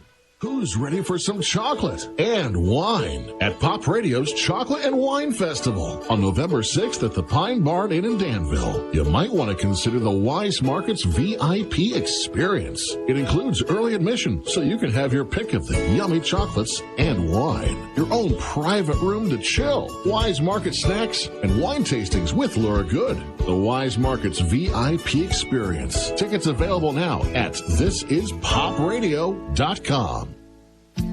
As a community bank, First Columbia Bank and Trust knows the value of helping our young people dream, excel, and reach their goals. For more than 120 years, First Columbia has been committed to helping our communities prosper and our youth succeed. We're proud to invest in our youth through athletics, the arts, and education. First Columbia Bank and Trust, with you and your children every step of the way.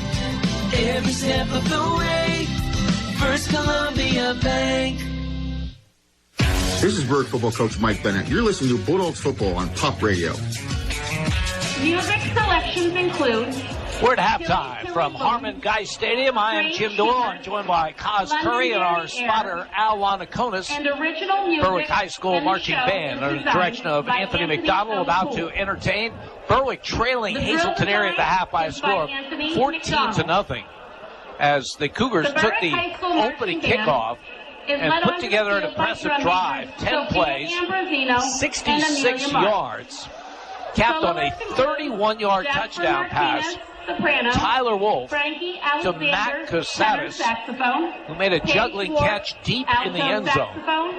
Big play along the way was a 4th down and 3 in Berwick territory, a 6-yard first down run by Matthew Bookman, one of the seniors playing in his final home game here at Harmon Guy Stadium tonight.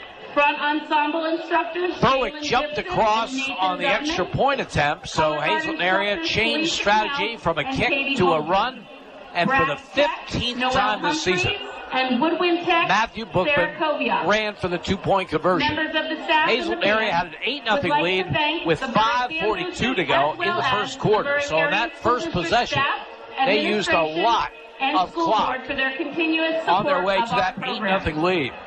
Berwick came back and put together a 9-play drive of their own. Biggest play, a 16-yard pass completion from Matt Lunzinski to Spencer Kishbaugh. At one point, Berwick had a first down at the Hazleton area 14-yard line, but then a couple of penalties brought them back, and they had to give up the ball and downs at the 17. But the defense hung tough. Is your band ready? They forced a couple of punts on the part of Hazleton area, but Berwick just couldn't get it going offensively. They moved the ball from time to time, but they always seemed to end up in the third and long situations, and they forced a punt and a short punt of just 17 yards, set up the Cougars at their own 45-yard line. They put together an 8-play, 55-yard scoring drive. The touchdown coming on a pass to Matthew Bookman of 8 yards. Just a quick out to the left side. Berwick had a defender there, one-on-one with Bookman. Couldn't make the tackle. Bookman goes into the end zone for his third receiving touchdown of the season. Another big play along that 8-play drive, a 17-yard completion from Wolf to Shamani. They tried to kick the extra point. That failed. That came with 46.5 seconds to go in the opening half. Hazleton goes in at the break, leading Berwick. It's Hazleton area 14 and Berwick nothing. We'll be back to Harmon Guy Stadium. You're listening to Bulldogs football and Pop Radio. Hi, this is Cassidy from the Independence Ford Service Department, Route 11 in Bloomsburg. Does your Ford or Lincoln vehicle need service? Having trouble getting an appointment at your usual service center? At Independence Ford, we can and will take care of all your service needs. Regardless of where you purchase your Ford or Lincoln vehicle, our goal is to get you back on the road. Give me a call for an appointment today at 784-1414. Come and get a great deal and total satisfaction. Independence Ford, better people, better prices. Northeast Pennsylvania, it's your home. And no matter what stage of life you find yourself in, what you rely on most is security. When that house becomes a home, the moment you get that new car, when your dreams become a reality, it's times like this when you have to look to the experts for advice and financial peace of mind. They're there with innovative products and services to help you with your financial future every step of the way. Together, they will help dreams and goals become reality. They are more than a bank. They're your neighbor. They are First Keystone Community Bank, member FDIC, and equal housing lender. The Mayo Funeral Homes, located at 110 Chestnut Street in Berwick and 77 Main Street in Chickashinny, are proud sponsors of Berwick Bulldog football. The Mayo Funeral Homes, serving all faiths, makes it easier for those you love with pre-arranged funeral counseling, insurance, and pre-financed funerals. Mayo Funeral Homes also offers expert guidance in both traditional and cremation services. Mayo Funeral Homes, perfection in every detail. When you're planning your next big event, weddings, concerts, church festivals, even construction sites, remember Preferred Portables has you covered. Preferred Portables offers a luxury restroom trailer that even has hot water. Have no power? No problem. They can provide a generator to keep the lights on. Preferred Portables can provide sanitary service to campgrounds, carnivals, parks, parties, and even has an emergency service 24 hours a day. Contact Preferred Portables to learn about event and contractor pricing. Email preferredportables@gmail.com. Go Berwick Bulldogs! This is Berwick football coach Mike Bennett. You're listening to Bulldogs football on Pop Radio. Halftime from Harmon Geis Stadium, home to high school football in this region since 1939. This is the 2022 regular season finale. Hazleton area coming in with a 7-2 record, leading 4-5 Berwick by a score of 14-0. Kaz Curry filling in for Andy Alickney this evening. Kaz, I think Berwick's defense held up well in that opening half. This is a Hazleton area team that averages almost 35 points a game. They had two decent drives. One was a rather short one after the short punt. But their running game has not really gotten going. We mentioned their two losses this season came in games in which they struggled to run. So Berwick's defense has held up, but the offense has to do its part. Yeah, no doubt. I think Berwick should stay with their defensive game plan. The passing is what's keeping Hazleton in the game. They're hitting these 8 to 12-yard routes, and pretty much the same route. They're short. They're either look-ins or a little deeper look-in, which is nothing more than a 5 to 7-yard route. You plant and you cut in at a 45-degree angle into a seam, and they're open. And I just think that that's keeping them in the game because Berwick's really neutralized the run game short of a few like 10, 12-yard gains on that trips play that Hazleton has run well on 2 occasions. And as far as the defense goes, if they do that check and roll behind to keep guys from getting deep, it's going to put them in a much better position to prevent any further scores of Hazleton. And then offensively, stay with the game plan. When we've shown we can move the ball, I think that when Wilk or Sheptalk are in that single wing, they're just teeing off. Hazleton's putting 8 in the box, saying, all right, here they come, get ready. Cover every gap, load up the perimeter, and they're destroying us. We've actually lost yardage on those plays outside of the very first one. The very first one was effective. We got to throw off that, keep them off balance, and get them out to keep them from teeing off and just whacking us. And then the perimeter game is there. I like what's happening with the perimeter game. Come back to it, stay with it. And Lonzinski's throwing well tonight, getting the ball in catchable positions for the receivers. Receivers are running good routes. Just stay with it, stay confident, be calm, and just play your game. Berwick has faced some good offenses during the course of the season, but this, to me, is the best passing offense they've faced. I mean, you really have to see this group to appreciate it. Wolf is on target with his throws. I don't think he had a bad throw in that opening half. We've seen catches by Kusatis and Shimani when the coverage was there. It's not like they're wide open. This is a good passing team. excellent passing team, and what Tyler Wolf is able to do is step into his throws, really hip the ball, and he throws lasers. So when you talk about good coverage, it is good. It's not. As a coach, your guys where you need them to be, but that ball comes in at such laser speed, and these guys have played so well and long together. They're connected and they're on target tonight. But Berwick certainly can.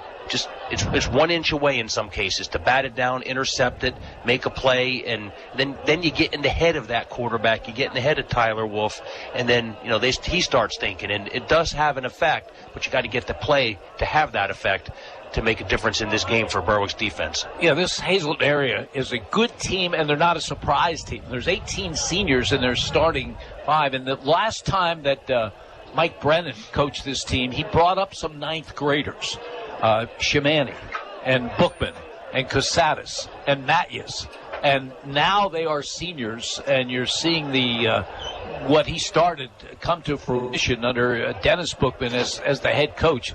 This is a good team, and they can cause you some problems in the postseason, because the fact is high school football in the region is still, even though we're in the year 2022, it's still pretty much a running thing. If you're a good running team and you can stop the run, you're really successful. You don't run into many sophisticated, talented passing attacks. This is one. There's no question. And you mentioned something in the pre-game broadcast about their balance, and they really are a balanced team. But I think that Berwick has neutralized the run portion of the game in the first half, and just has to put it all together now and then score some points, because, you can shut them out in the second half, but if you don't score, it's not going to make a difference at the end result.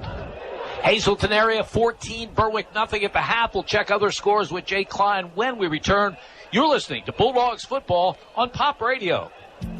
As a community bank, First Columbia Bank and Trust knows the value of helping our young people dream, excel, and reach their goals. For more than 120 years, First Columbia has been committed to helping our communities prosper and our youth succeed. We're proud to invest in our youth through athletics, the arts, and education. First Columbia Bank and Trust, with you and your children every step of the way. Every step of the way, First Columbia Bank.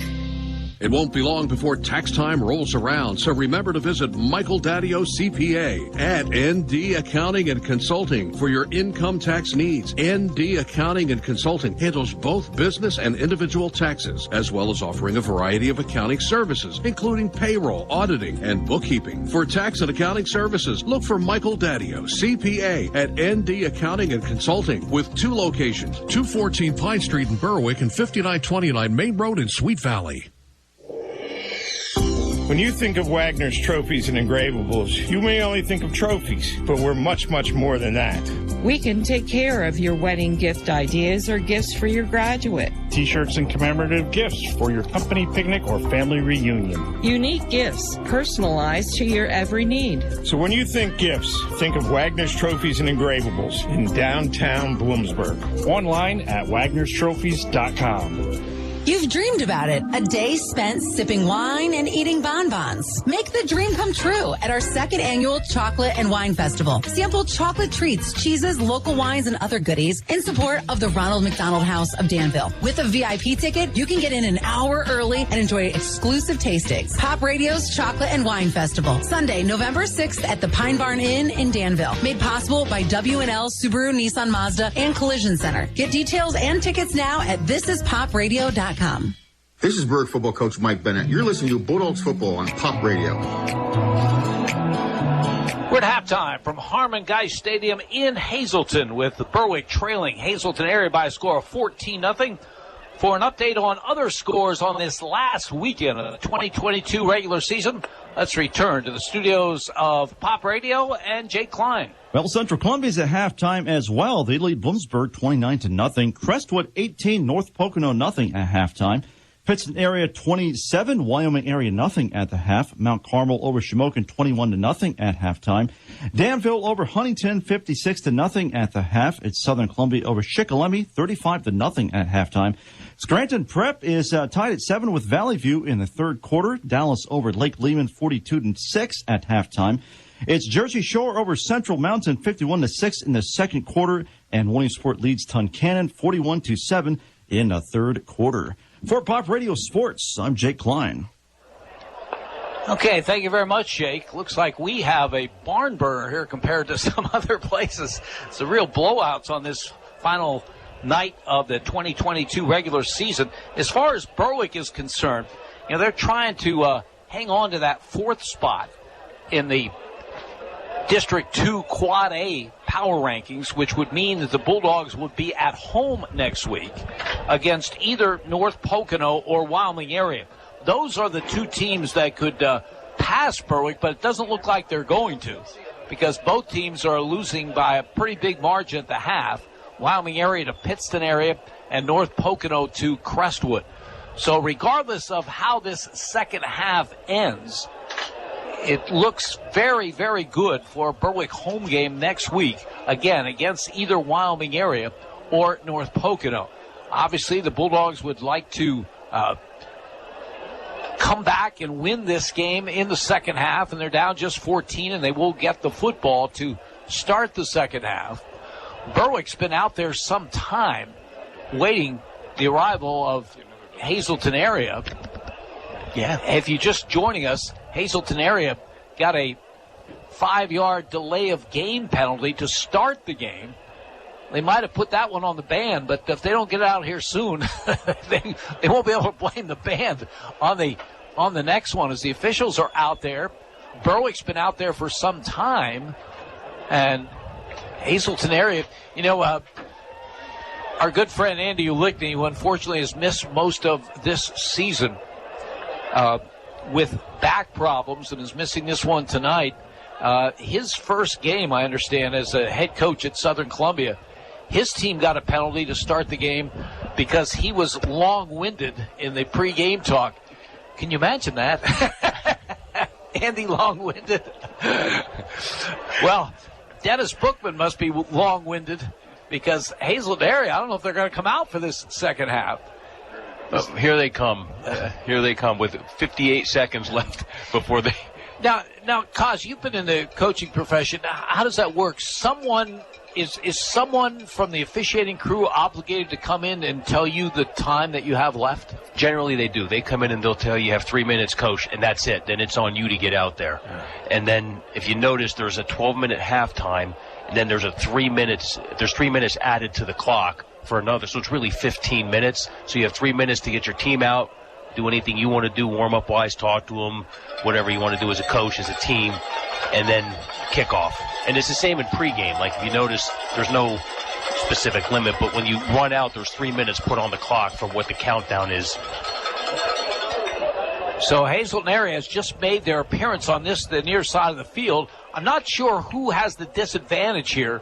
Berwick has been standing around out in the cold, or Hazleton area that will have no chance to warm up as we start this second half, with the Cougars leading by a score of 14-0.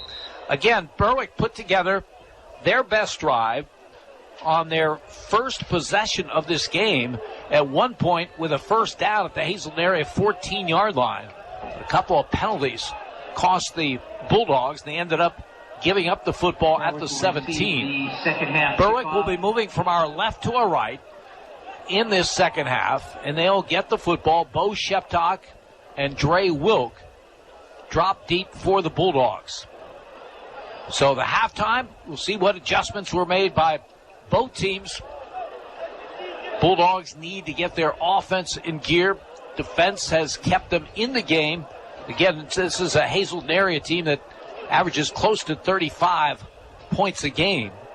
So 14 in one half is a pretty good job by Berwick. 2 scoring drives. And otherwise, punts in this game. No turnovers yet, as Matt Casadas will tee it up for the Cougars. So we'll see what was more effective, the short speech by Mike Bennett or the long speech by Dennis Bookman. Second half underway. A very short kick fielded by Sheptock at the 23-yard line to the 30, the 35, the 40, and ridden out of bounds across the way. We mentioned Hazleton area does not have a good kicking team, and that cost them here to start the second half, as Berwick will have terrific.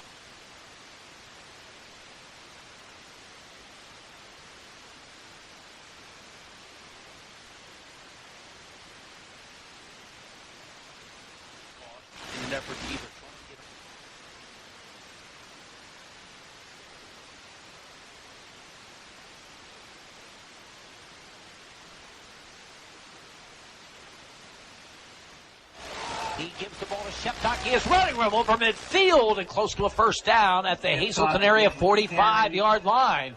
Bo Sheptock goes off the right side. Matthew Bookman in on the stop. Looks like it's going to be just short of the first down yardage at the Cougar 46. Yeah, good perimeter run.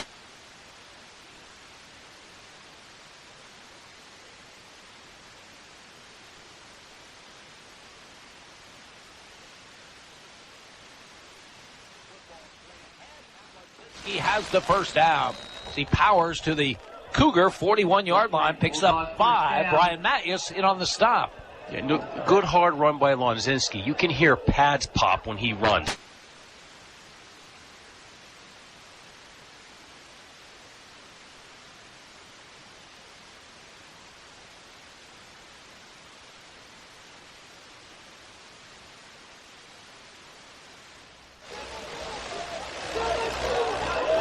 Bulldogs slow to get.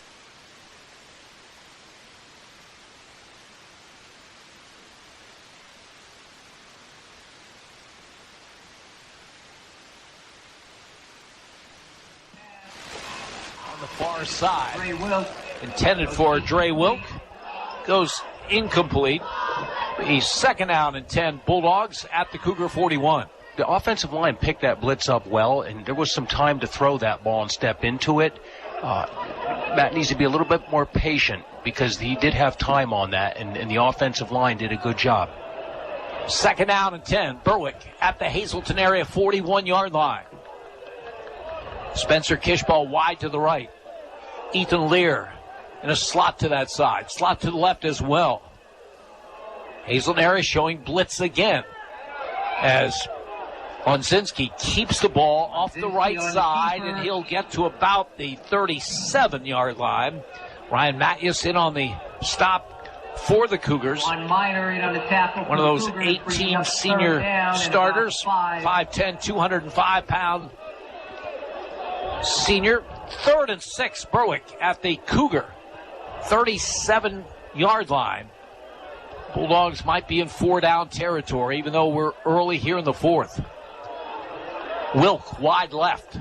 Slot to the right. Lonzinski on the gun. Rolls right. Firing. Has Spencer Kishball for a first down. He's ridden out of bounds inside the 30 at the 28. So Hazleton area showing a lot more blitz action early here in the 3rd than they did in that first half. So far, Berwick picking it up well. There's an 8-yard pickup and a first down at the 29. And it also helped with Matt rolling to the right away from the blitz and hooking up real well with Spencer Kishball on that for a first down. Kishball limping noticeably as he goes wide to the left side. Lonzinski out of the pistol. Sheptock behind him. Sheptock gets the call, tries the left side, bounces away from a tackler, down that sideline 20, and he is ridden out of bounds across the way, got all the way down to the 1-yard line, but they're going to bring it back. But a nice job by Bo Sheptock. Looked like Hazleton area had defended well, but he bounced away, got outside. They mark it at the 18. That's 11 yards and a first down. That was all Bo on that play, because there was 8 guys in the box. Every gap was covered, and he just turned the jets on and outran everybody and beat him to the corner. So Berwick threatening to cut this Hazleton area lead in half with 9:57 to go in the 3rd. 14-0 Cougars. Bulldogs at the Hazleton area 18 after a shift. Blocking backs on the right. They go to Sheptock, who tries that right side. Nothing there. He comes to the left, and it's going to be dropped for a big loss back at the 25-yard line. Oh, that could be a drive killer. A loss of 7. Connor Kudrat makes the play. Bo Sheptock thought he had enough speed to reverse himself. He tried the right side, and it wasn't there, and that decision cost him 7. Yeah, Hazleton actually adjusted well to that shift, and I don't think Berwick was able to neutralize the point of attack. There was a defender, I'm not sure the number, that got in there to create havoc. Sheptock spun around trying to make a play, and we'll see what we do here. See if Berwick can overcome that loss. Lonzinski back to throw, steps up into it, fires to the end zone, incomplete.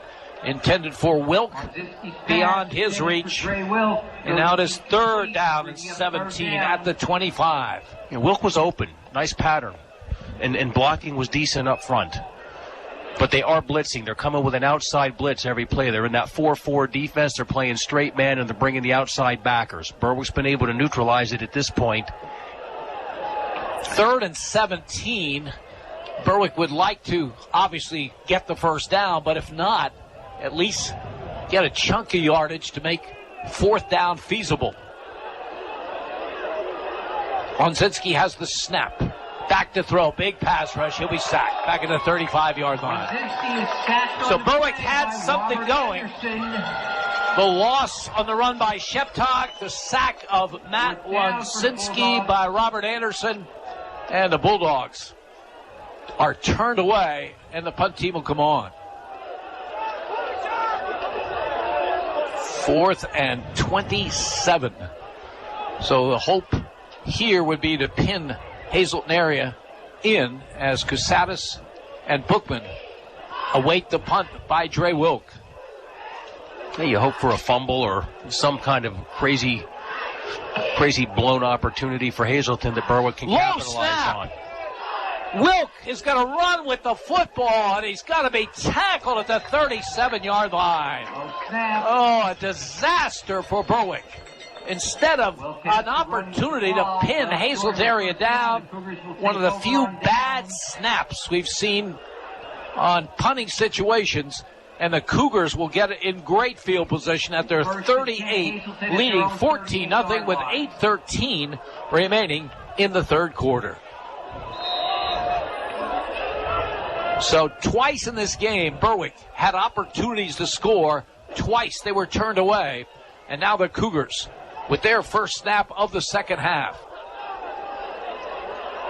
3 running backs join Tyler Wolf in the backfield. And Wolf is going to keep it himself with those running backs blocking as he tries the left side. He has running room down the sideline, 50-40, and goes out of bounds and may be hurt. He's favoring that right leg. He pulled up. He wanted to go out of bounds there because he didn't have the angle, but he may have hurt himself in the process of doing it. Terrific run by him. As we will have an official's timeout, he's on the sideline. We can't see what they're looking at, but a great effort by him. 29-yard run by Tyler Wolf.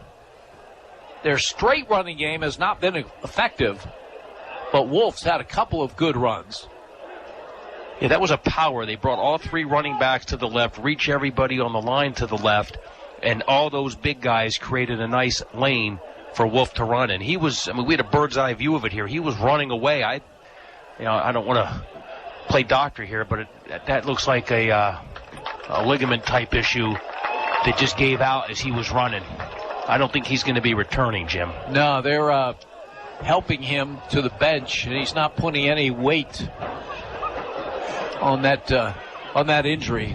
So we will check to see who the backup quarterback will be for the Cougars as they have it at the Berwick 33-yard line after the 29-yard run by Tyler Wolf and what may be his final play of the night. Looks like they're going to go with a wildcat with Matthew Bookman about to take the snap and Ryan Matthews to his right. First down at the Berwick 33. 8:05 to go in the 3rd. 3 receivers to the right. The snap goes to Matthews. He gives to Bookman, and Bookman is surrounded by Bulldogs, led by Harrison Snyder. And no gain, maybe even a half-yard loss on the play. So the snap didn't go to Bookman. it went to Matthews, kind of a situation we saw last week with Crestwood in that single wing. No gain. 2nd down and 10 at the Berwick 33. So it appears that Matthews would be considered the quarterback now because he goes to the sideline to get the play call. 2nd down call coming. 3 receivers to the right. I don't think we'll see any passing here. 2nd down call. Long count. Matthews will throw it. The ball is tipped and incomplete as Rowan Slabinski got a hand on the ball from his defensive end position. So they allow Matthews to go to the air, but it's deflected by Slabinski. And now it is 3rd down and 10. Cougars at the Bulldog 33. Yeah, I figured that they would try and give him something, if any type of pass, a short pass, to give him some confidence and not allow Berwick to tee off and just think we're going to run every single play. But I do expect more runs here than I do passes based on what you just described, Jim. 3rd down and 10. Hazleton area at the Berwick 33. Snap goes to Matthews. Back to throw. Looking long downfield to Shimani and incomplete. Good coverage. Bo Sheptag is down there and Josh Kishbaugh as well. So double coverage on Shimani. They let Matthews air it out. And now it is 4th and 11 at the Berwick 33. We'll see a play from scrimmage for the Cougars. They will come to the sideline. Do we have a timeout call? No, we have confusion as they trying to run the punt team on. I think there was a communication problem there for a moment. They got it under control. There's still 24 seconds on the play clock. Dre Wilk back in single safety for Berwick. As Casadas kicks and Wilk catches it at the 3-yard line. Takes it to the 10, to the 15, and is tackled at the 16-yard line. Not a dangerous play by Dre Wilk. Normally, put those heels on the 10, anything goes over your head, you hope goes to the end zone. But he tried to make a play and got it out to about the 17. So that's where Berwick will put it in play. 1st and 10 with 6:55 to go in the 3rd. Bulldogs still in this one, trailing 14-0. Every time Dre Wilk gets the ball, he has potential. Like, he just has that ability when he moves. He's so smooth and electrifying, and certainly puts Berwick in a much better position than inside the 5. As Lonzinski has the snap, back to throw, big pass rush. He will be surrounded, and he will be sacked once again at the 13-yard line. He is sacked on the play. So Hazleton area, we can see what they've decided to do in this second half. They decided to play very, very aggressive defensively. They're coming after Lonzinski. They're showing blitzes. And Berwick again in one of those bad situations. 2nd and 14. They've had so many 2nd and long, 3rd and long in this game. 2nd and 14 for the Bulldogs at their own 13-yard line. And everything's downfield, Jim. All 4 receivers are downfield. I'm looking for somebody to come short for a hot to give him a chance to get rid of it under duress because of this blitzing. He's back to pass. Here comes the rush again. He fires, and it goes through the hands of Wilk on the far side, about the 38-yard line. Pretty good throw by Lonzinski on the run. Excellent. He did. That was one of his best throws today. Stepped up in the pocket, do a nice tight spiral. Led the receiver.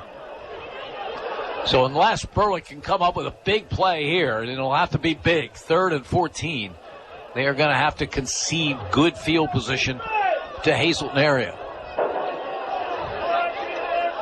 Again, Wolf out of the game with the injury. Could really limit Hazleton area's offense, but won't matter if Berwick can't get something going on their offense. 3rd and long. Lonzinski with the snap. Back to throw. Looking long over the head of Spencer Kishbaugh. No chance on that play. And punting situation coming for Berwick from their own 13-yard line. Offensive line did a good job picking up the blitz again. Matt Casadas Matthew Bookman deep. Two dangerous return people. In fact, Casadas has a punt return for a touchdown. It's Dre Wilk. Remember, last time was a bad snap. This time, good snap. Kick is away. A very, very weak kick. Whoa, and it only goes about 10, 11 yards. And Hazleton area will be in great shape. Well, Berwick's punting game has been off target tonight. They had a 17-yard punt. They had this one, which is probably shorter. They had the bad snap. It's just not been a good special teams night. That's a 7-yard punt. And the Cougars, even without their starting quarterback, should be able to get some points on the board from the Berwick 20-yard line, leading 14-0, 5:58 remaining in the third quarter. Tyler Wolf hasn't come out of the medical tent yet that's on the sideline. And when he went down, it was a non-contact injury. We got to make note of that. So here we go. Hazleton area at the Berwick 20. Matthews takes it. No, it's Bookman at the 10, at the 5. Bookman inside the 5-yard line. So the snap went to Matthew Bookman. And straight ahead running, Spencer Kishbaugh made the saving tackle down at the 9 as the lights went out momentarily here. 11 yards for Bookman. First and goal for the Cougars at the Berwick 9. I think that's their system, Jim. They have a system that they can program to turn the lights and flicker it. And after they score. I think they thought they scored maybe. Well, he looked like he was headed that way. Bookman now with Kundrat to his left. Awaits the snap from the 9. Matthew Bookman has the snap, keeps the ball off his left, and gets down to about the 5-yard line. Rowan Slavinsky makes the stop. Second and goal for the Cougars. So we go under 5 minutes remaining in this third quarter. They're trying to add to a 14-0 lead. Second and goal from the Berwick defense has been good. Offense not so much, and the special teams have been worse. The defense is definitely playing well. I mean, it's not indicative of the score to a degree, but they really have neutralized it. And Hazleton's had a short field in every situation this second half. Second and goal, Cougars at the 5. Kundrat and Bookman parallel to one another. Snap goes to Bookman up the middle, and he goes into the end zone, standing up for the score. So Hazleton area adds to their lead after a 7-yard punt by Berwick. It's like Studio 93, we'll call this. Off Route 93, right? All these lights flickering on and off. So we'll see what they do with the extra point. They got a 2-point conversion after their first score. They missed badly on an extra point attempt. Kick on the second. And now Casadas will try another extra point kick. This is on a line drive kick that does not go through. Time on the field, 4:22 to go, third quarter. Hazleton area 20, Berwick nothing. You're listening to Bulldogs football and Pop Radio. If you have a child that's interested in gymnastics, or if you've been practicing the sport for years, then Access Gymnastics Academy is where you want to be. Their dedicated coaches will teach you everything you need to know to perform your best, from the basics of flexibility, form, and style to advanced techniques that will improve your rhythm and style during a routine. Call Heidi Rebuck at Access Gymnastics Academy at 570-441-5969. That's 570-441-5969. Now enrolling for beginner to advanced classes at 917 East 7th Street in Bloomsburg. This is Berwick football coach Mike Bennett. You're listening to Bulldogs football on Pop Radio. 4:22 remaining in the third quarter play. Hazleton area now with a 20-0 lead over Berwick as they take advantage of the Bulldogs' special team woes in this one. They go on a 20-yard drive. Matthew Bookman in from the 5-yard line for the score. As we see coming out of the tent down below us is Tyler Wolf. And he's got some kind of wrap around his right leg as he is on crutches. The ball goes past Dre Wilk to the 5-yard line and to the 10. And boy, Berwick's special teams, who have been pretty good during the course of this season, have just been absolutely atrocious in this game.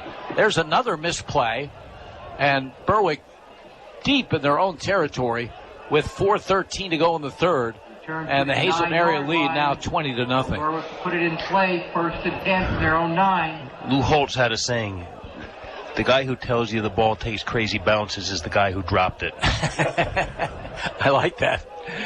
I like that. So Berwick back at their 9. And boy, you know, when your offense is sputtering, you need some help somewhere, and it's not coming from special teams. From the 9, toss, sweep right side to Sheptock, cuts it inside, has some running room, gets out to about the 18-yard line. Nice cut by Bo Sheptock, and a good effort on first down before he is brought down by Connor Kundrat. So it'll be 2nd down and 1 for Berwick at their own 18-yard line. Yeah, Bo started to the right, cut inside, and then cut all the way back. He was 1 tackle away from going the distance on that play. Slot to the right side. Ethan Lear in the slot. There's a call, goes to Sheptock off the left, and he gets up.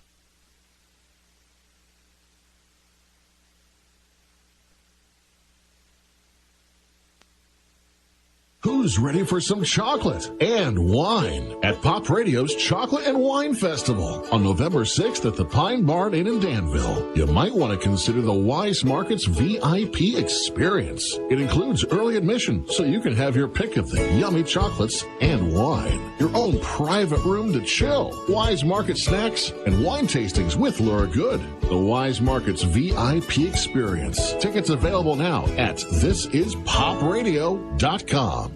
You've dreamed about it. A day spent sipping wine and eating bonbons. Make the dream come true at our 2nd annual Chocolate and Wine Festival. Sample chocolate treats, cheeses, local wines, and other goodies in support of the Ronald McDonald House of Danville. With a VIP ticket, you can get in an hour early and enjoy exclusive tastings. Pop Radio's Chocolate and Wine Festival. Sunday, November 6th at the Pine Barn Inn in Danville. Made possible by W&L Subaru Nissan Mazda and Collision Center. Get details and tickets now at thisispopradio.com.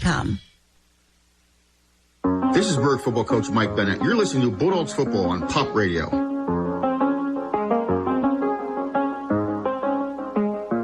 When you're planning your next big event, weddings, concerts, church festivals, even construction sites, remember Preferred Portables has you covered. Preferred Portables offers a luxury restroom trailer that even has hot water. Have no power? No problem. They can provide a generator to keep the lights on. Preferred Portables can provide sanitary service to campgrounds, carnivals, parks, parties, and even has an emergency service 24 hours a day. Contact Preferred Portables to learn about event and contractor pricing. Email preferredportables@gmail.com. Go Berwick Bulldogs! Hi, this is Cassidy from the Independence Ford Service Department, Route 11 in Bloomsburg. Does your Ford or Lincoln vehicle need service? Having trouble getting an appointment at your usual service center? At Independence Ford, we can and will take care of all your service needs. Regardless of where you purchase your Ford or Lincoln vehicle, our goal is to get you back on the road. Give me a call for an appointment today at 784-1414. Come and get a great deal and total satisfaction. Independence Ford, better people, better prices. The home of the Berwick Bulldogs. This is WHLM AM, W282CO Bloomsburg, W234BH West Hazleton, W242CY Berwick, and W288CF Danville. Pop Radio, a Seven Mountains Media radio station. This is Berwick football coach Mike Bennett. You're listening to Bulldogs football on Pop Radio. While we lost our connection there, Matt Lenzinski was sacked again, and Berwick's Dre Wilk, 5 yards deep in his end zone, will punt it away. Last punt was just 7 yards, had a 17-yarder earlier. This one's a little better, takes a good roll, and will roll dead at midfield. So good job by Wilk on that one, and Hazleton area will take over the football with 36.4 seconds remaining in this third quarter, and they lead Berwick by a score of 20-0. That's the good news for Hazleton area. The bad news is the injury to their quarterback, Tyler Wolf, who is on crutches. This is his senior night. Boy, that would be a horrible way for that man to go out. He has had such a terrific career at Hazleton area. And, of course, playoffs right around the corner next week. So we're wishing the best for him, but it doesn't look good from this standpoint. So Hazleton area will have it at midfield. Connor Kundrat and Matthew Bookman alongside one another in the Wildcat. The snap goes to Bookman. He hands to Kundrat. He's got some running room. And a big push from the offensive line. And they keep going inside the 40 down to the 37-yard line. So Hazel right now inspired. Berwick not so much with 26 seconds to go in the third. Another injury situation as there's a Hazleton area player on the deck. Mike Bennett hoping this isn't a situation where his team is just a little demoralized by the score and the circumstances, because they didn't look good there.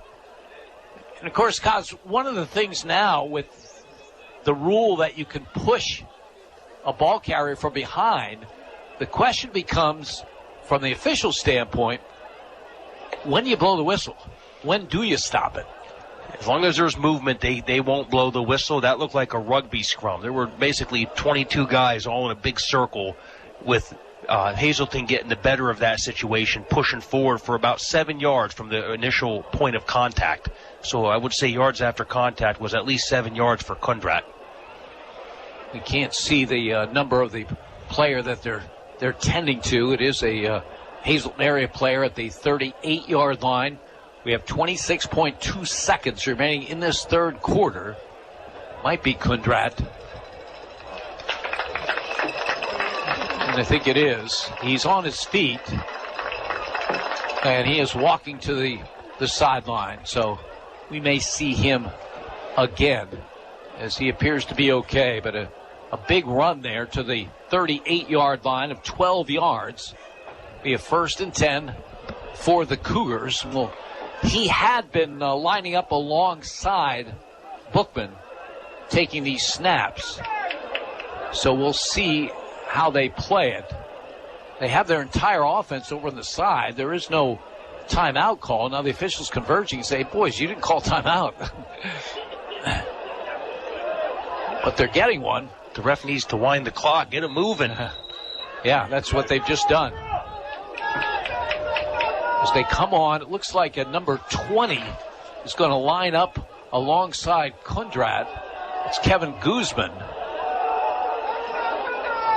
So from the Berwick 38 on the final play of this third quarter, snap goes to Bookman. Bookman off the left. Bookman is tripped up by Billy Hansen as he picks up 6 to the 32-yard line. 3 quarters in the books here in this regular season finale. Hazleton 20, Berwick nothing.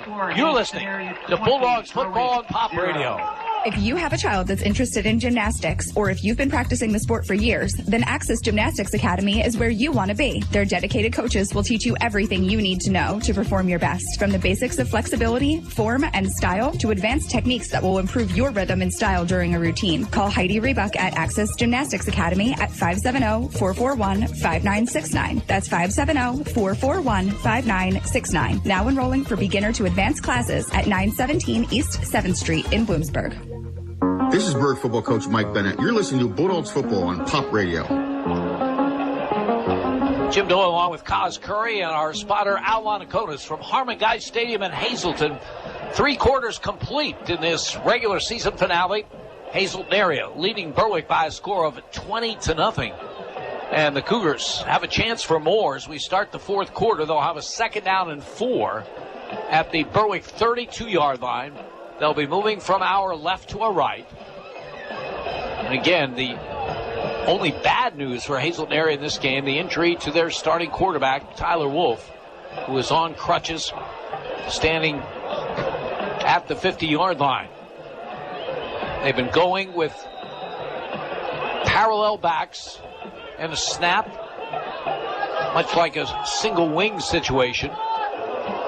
From the 32, first snap of the fourth quarter coming.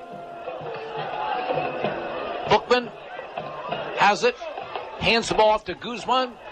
Guzman with a nice run inside the 25, down near the Berwick 23-yard line for a first down. Dre Wilk on the stop for the Bulldogs. You know, since Tyler Wolf's been injured, there seems to be a newly charged energy with Hazleton's offense running the ball, because they really have, I thought Berwick neutralized their run game up until that injury. Now Hazleton's moving the ball on the ground, not necessarily in the air. Yeah, that's a good point. They have controlled the line of scrimmage since Wolf went out. It's almost like everyone felt that they needed to do more. And they are doing more, and they have it. First down at the Berwick 22-yard line. Snap goes to Bookman. He hands the ball off to Casadas, coming around right. Berwick defends it very, very well, and he'll be brought down the 22-yard line. Braylon Hawkins among the people in on the play for the Bulldogs. Yeah, Berwick's defense strung that out very well. On the perimeter, guys came up. Hawkins did a good job coming up, making the tackle, and all of the defense from the linemen to the backers were in their played their position the way they should have, allowing for that to happen. Second down and 10. Hazleton area at the Berwick 22-yard line. We're early in the fourth quarter play. Cougars trying to finish an 8-2 regular season. Again, Guzman and Bookman. Guzman to the right. Matthew Bookman has the snap. He'll keep it himself. Starts off right. Starts in left and is brought down about the 18-yard line. Tristan English from his middle linebacker spot makes the play. Tristan has had a terrific senior season. Second on the team in tackles, coming in with 80. As they mark it at the 18-yard line, pick up a 4. Third down and 6. Hazleton area at the Berwick 18. There was assist on that play by Harrison Snyder and Jimmy DeAndrea, and good solid tackle. Bookman went to the sideline to get the play call. Shabani and Casadas wide to the left. Bookman awaits the snap, looks over to the sideline as he does so. Guzman to his left. Third and 6. Bookman takes the snap, keeps the football, starts out left. Good effort by him, gets to the 14-yard line. Will not get the first down, but it'll be fourth and short coming up. Matthew Bookman on the carry. Liam Carroll makes the stop for the Bulldogs. Yeah, Bookman had some good effort and good momentum going to his right. He put his hand down, called an elephant walk, and was able to use that to balance himself to gain an extra 2 or 3 yards, which was about all he gained, but from nothing to something, good effort by him. Fourth down and 2. Hazleton area at the Berwick 14-yard line. Matthews in there to the right of Bookman, who looks to the sideline to older brother Dennis for the call. And Matthews gets the call off the left side and has the first down out at the Berwick 10-yard line. So Ryan Matthews inserted on that third down play. He's a good runner in his own right. Let's see, did they give him enough for that first down? No, they did not, Jim. They did not. I have to laugh, though, because as soon as he handed it off, Bookman pushed him in the back, like, get in there. And he went flying. I think he knocked him down, actually. He pushed him so hard. So Berwick comes up with a defensive stand with 8:34 remaining in this one at the 13-yard line. Just a 1-yard pickup there. And the Bulldogs will try to get off the snide offensively. They trail by a score of 20-0. That was a good stop, and Berwick should feel good about that stop and use this now as a momentum change, get things going in the other direction, get some points on the board. There's plenty of time. Berwick gathered around their coaching staff on the far side of the field. Again, the teams that the Bulldogs were competing with for that fourth spot in the power rankings, both losing handily tonight. Talking about North Pocono and Wyoming area. Bulldogs from their 13. Moving from a right to a left. Out of the Wildcat. Low snap. And the carry straight ahead by Ethan Lear for 2 or 3. Ethan Lear on the carry. Hazleton adjusted their defense. They went from that 4-4 base to a 3-5, and they have more guys standing up now, running to the ball and using those down linemen to screw up the blocking scheme for Berwick. But Ethan Lear did a nice job of picking up a few yards out of nothing. 2nd down and 8. Lear will stay in there. Quarterback change, if you will. Gives to Sheptock, who tries to sweep the right side, gets outside, and very close to a first down. Good effort, Bo Sheptock. Yeah, he definitely got the first down. Good job on the perimeter. Good perimeter blocks by the wing, the tight end, and then good feet by Bo Sheptock to make that play. Picks up 9 to the 24-yard line. 1st and 10, Berwick. Clock running, 7:47 remaining in the regular season. 1st and 10. Bulldogs try to avert the shutout. Lonzinski is wide to the left. So again, they'll operate out of the Wildcat as Lear keeps the football himself, goes nowhere, and is slammed down after a loss on the play. They're lining up in that 3-5, and they're just bringing backers everywhere. Whether it's 3 at one time, whether it's the 1-3-5 backer, the 2-4 backer, the 1-2-4 backer, the 1-3-5, but it doesn't matter. They're just bringing people now and creating havoc and trying to screw up Berwick's scheme. 2nd down and 12 after the 2-yard loss. Back to the 22-yard line. As Berwick will send 3 receivers out to the left. Lonzinski back at the quarterback controls. Has the snap. Back to throw. Dumps the screen to Sheptock. Has room. 30, 35, 40 out to the 41-yard line.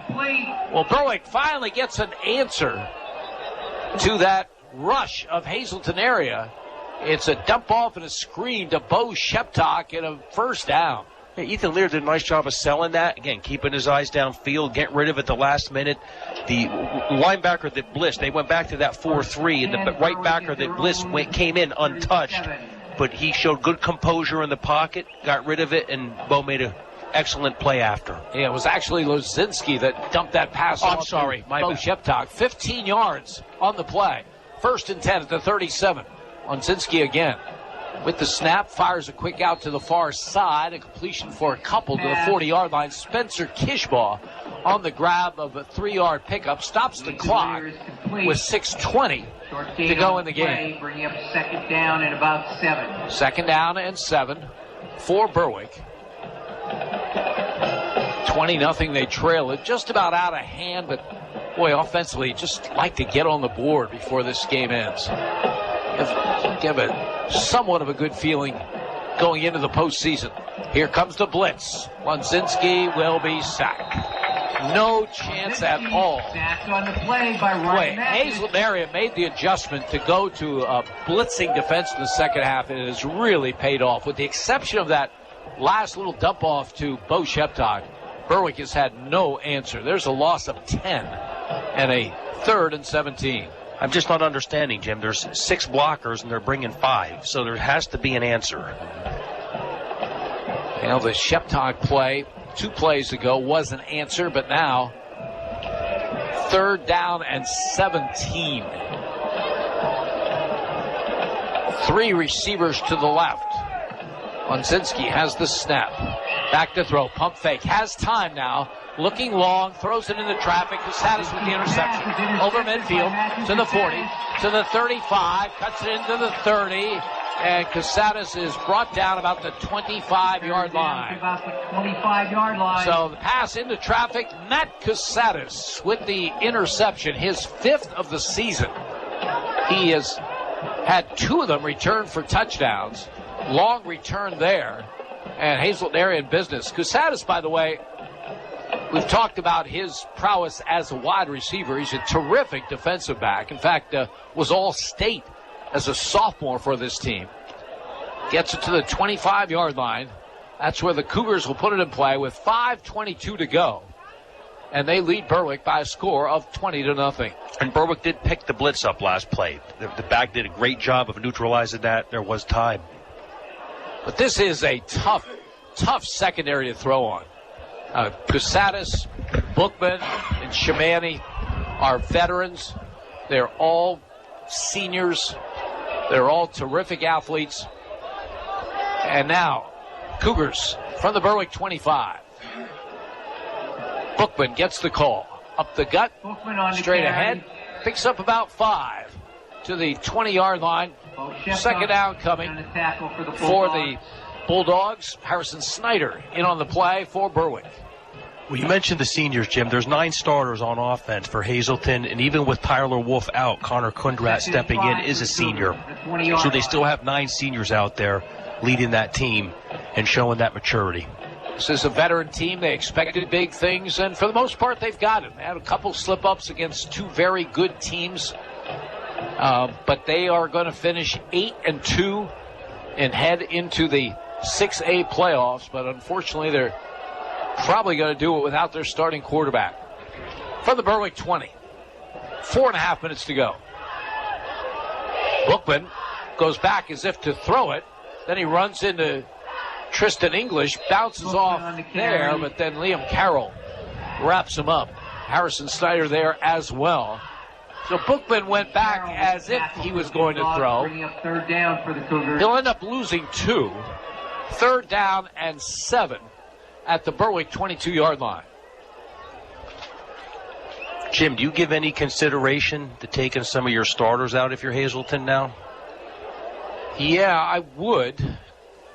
Now, the injury to Wolf has to be a concern, and you certainly don't want to lose anybody else. There's 3:50 to go. You're up 20-0. You have it at the Berwick 22-yard line, but Matthew Bookman stays in there. We haven't seen any other subs either. Kusatis and Shabani are still in there as well. As the snap goes to Bookman, tries to get outside right, does a nice job of staying in bounds, or does he? Berwick tries to push him out of bounds. You could see him hesitate as he went toward the sideline. Did not go out of bounds. That clock will continue to run. And 4th down coming for the Cougars. They're going to place the ball down at the 22, so it's no gain on the play. 4th down and 7. As we go under 3 minutes remaining in the game. Final arithmetic, the only thing in doubt here. Stay with us following the game. Jay Klein will bring us an update on the high school football scoreboard. Berwick interested in the Wyoming area and North Pocono, the 2 teams that were in contention for that 4th spot for the upcoming playoffs that Berwick held going into this one.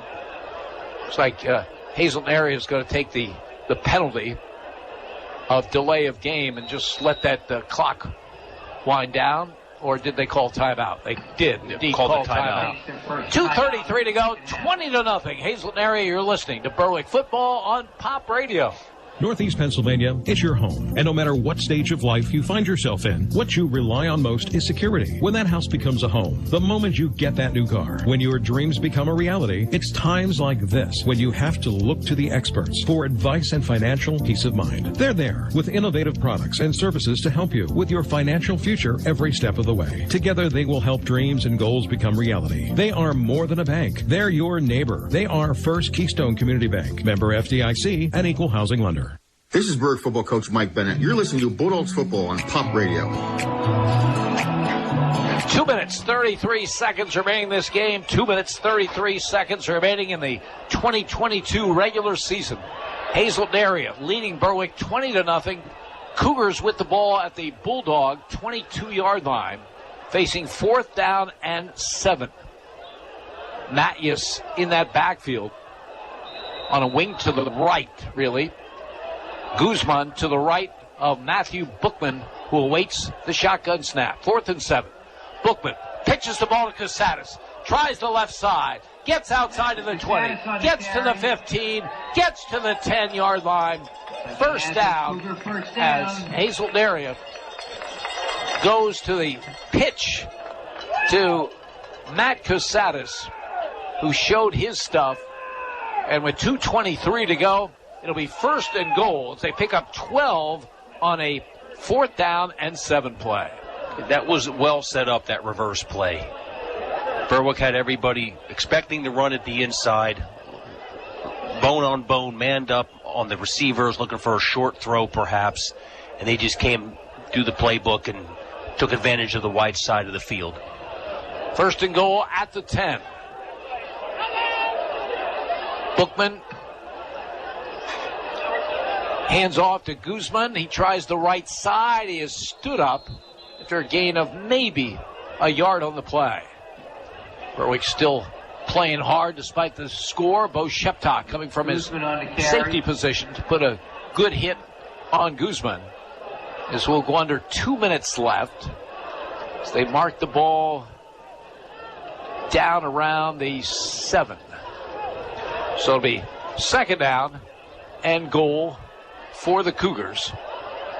Again, no drama here. It's just a matter of what the final score will be, if they choose to put another one on the board with that 20-0 lead. Berwick playing with pride, though, coming hard. Definitely not quitting. Here's the play coming as Bookman will take the snap. Guzman to his left. Guzman gets the call off the right side. He is hit hard as he gets down about the 5-yard line. As Berwick makes another stop, 1:15 to go. Bulldogs with their timeouts, but they won't be using them here with the score at 20-0. The clock winding down. It'll be under a minute when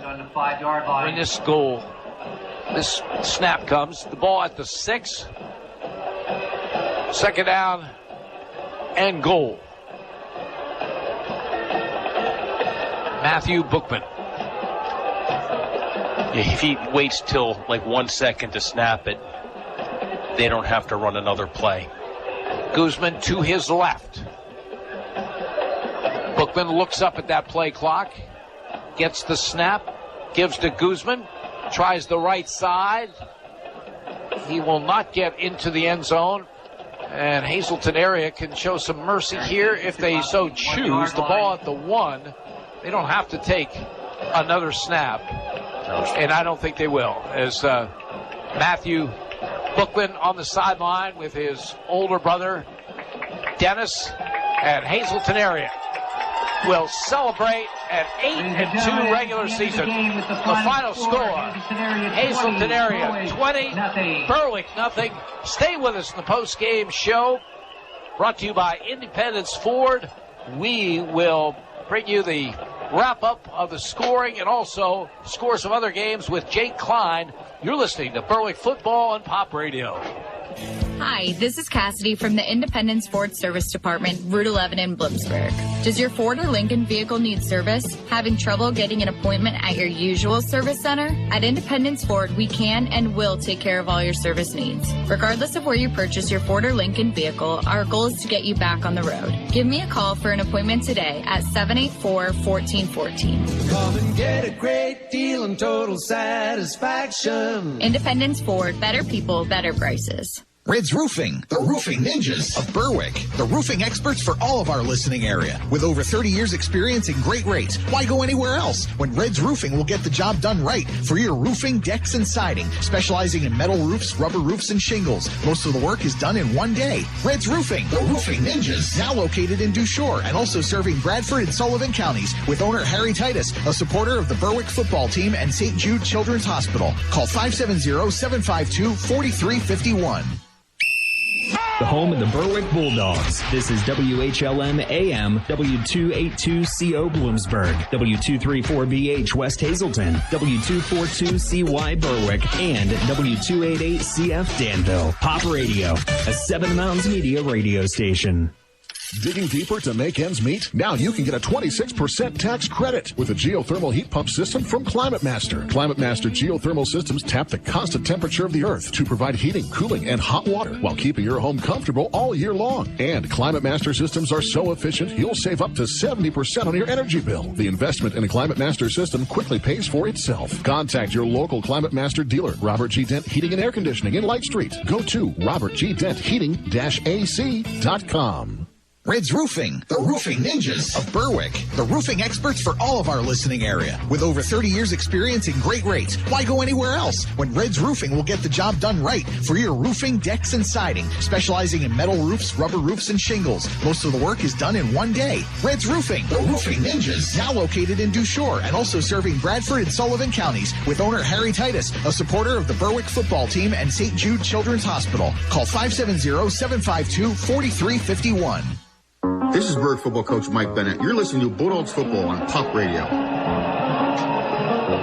nice scene at the end of this game. A number of Berwick players came over and hugged Tyler Wolf, the starting quarterback for Hazleton area, who unfortunately suffered a game-ending and hopefully not season-ending injury with about 5 minutes to go in the third quarter. Among the people who went out to greet him, Alex Hacker, who was pushed out in a wheelchair. Alex, of course, recovering from a season-ending injury of his own, so he can relate to the situation with Tyler Wolf, as Alex went out in the Wyoming Valley West game some weeks ago.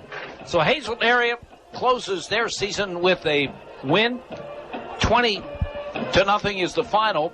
They started quickly in this one. They took the opening kickoff and put together a 10-play, 66-yard scoring drive, capped on a beautiful 31-yard touchdown pass from Tyler Wolf to Matt Cusatis. Big play along the way was a 4th and 3 conversion in Berwick territory, a 6-yard run by Matthew Bookman. That is the Independence Ford drive of the game. Berwick, on their first possession, put together a good drive of their own, 9 plays altogether. At one point, they had a first down at the Hazleton area 14-yard line. Biggest play, a 16-yard pass completion to Spencer Kishbaugh. But a couple of penalties, Berwick eventually gave up the ball at the 17-yard line. Hazleton area got on the board one more time after a short Berwick punt. Boy, the punting game really hurt the Bulldogs tonight. 8-play, 55-yard drive. Matthew Bookman catching a pass in the flat from Tyler Wolf going in from 8 yards out. Connor Shamani had a 17-yard reception on that 8-play drive. That came with just 46.5 seconds to go in the half. Hazleton area missed the extra point, went in at the half, leading by a score of 14-0. They added to that lead in the third quarter. First of all, they had a drive going when Tyler Wolf, unfortunately, about 5 minutes to go in that third, injured himself on the sideline. He did not return, and when he finally emerged from the tent that they have on the sideline, he came out with padding on his right leg and on crutches. But Berwick's, again, their inability to punt the football, a 7-yard punt, gave Hazleton area the ball at the 20-yard line in the third quarter. Matthew Bookman taking direct snaps, got it in 3 plays from the 5 yards out. The extra point failed, but Hazleton area led by a score of 20-0. Berwick had another drive that got into Hazleton area territory, eventually reaching the 18-yard line, but they could never get it any further than that. And the Cougars win by a score of 20-0. Before we wrap things up with Kaz Curry, let's go back to the studios of Pop Radio for an update on the scoreboard and Jake Klein. Well, we got a final score to bring your way. Central Columbia beats Bloomsburg 43-7. It's North Pocono 47, Crestwood 1 in the fourth quarter. Pittston area 35, Wyoming area nothing. That's a final score. Mount Carmel 41, Shamokin nothing for a final. It's Danville over Huntington 70-8 for the final score. Southern Columbia 42, Shikellamy 14 in the final. It's Scranton Prep 16, Valley View 14 in the fourth quarter. Dallas 49, Lake Lehman 6 for the final score. Jersey Shore 71, Central Mountain 6 for final, and Williamsport beats Tuncannon 69-7 tonight in high school football. For Sports Radio, for Pop Radio Sports, I'm Jake Webster. Hey, I'm supposed to make those mistakes, Jake, not you. 20-0 is the score here. Hazleton area defeating Berwick. And Kaz, I thought a good defensive effort by the Bulldogs. They're good enough defensively to be in games in the postseason, but offensively just couldn't follow through on the couple of good drives they had. And obviously special teams cannot let them down like they did tonight. No, there has to be a total game played by all three components of the team, all three phases, all three aspects. And again, I think to your point, 20 points to hold Hazleton's offense, a high-powered passing game, outstanding run game, good balance, to hold them to 20 points, I think is a great effort today. And you got to consider that last touchdown came off of a 7-yard punt in a very short field. Otherwise, it's really a 2-score game. At least you can rationalize that as a coach in your head. And offensively, you just got to scheme, finish, score points, and then the whole special teams needs to be revamped, and that has to be figured out prior to next week. Great to work with you again. Take care. Thank you. Appreciate the opportunity. With the win, Hazleton area closes the regular season with an 8-2 record. They will be in the sub-regional involving 6A teams from districts 2, 4, and 11. They'll probably go in as the 6th seed, but that has yet to be determined. For Berwick, they will close the regular season at 4 and 6. They'll be in the District 2 Quad A playoffs. Very good chance they'll be at Crispin Field. But again, the opponent has yet to be determined by those power rankings. Could be Wyoming area, could be North Pocono. That final again tonight, Hazleton area 20, Berwick nothing. For Kaz Curry, our spotter Al Monaconis, and our producer Jay Klein, this is Jim Doyle reminding you heard it live on Pop Radio. You've been listening to Berwick Bulldog Football on Pop Radio. Brought to you by First Columbia Bank and Trust. With you every step of the way. Welsh's Towing and Repair, towing, recovery, and lockout services. Axis Gymnastics Academy in Bloomsburg. Independence Ford, Route 11 in Bloomsburg. S.J. Kowalski Heating and Cooling, the way the earth intended. First Keystone Community Bank. Yesterday's traditions, tomorrow's visions. Mason's Monogram Service for all your Bulldog merchandise. Robert G. Dent Heating and Air Conditioning in Light Street. Red's Roofing, the Roofing Ninjas in Berwick. Lehigh Valley Health Network, the region's leader in orthopedic and sports medicine. The Mayo Funeral Homes in Berwick and Chickashinny. And by Wagner's Trophies and Engravables. Main Street in Bloomsburg. W234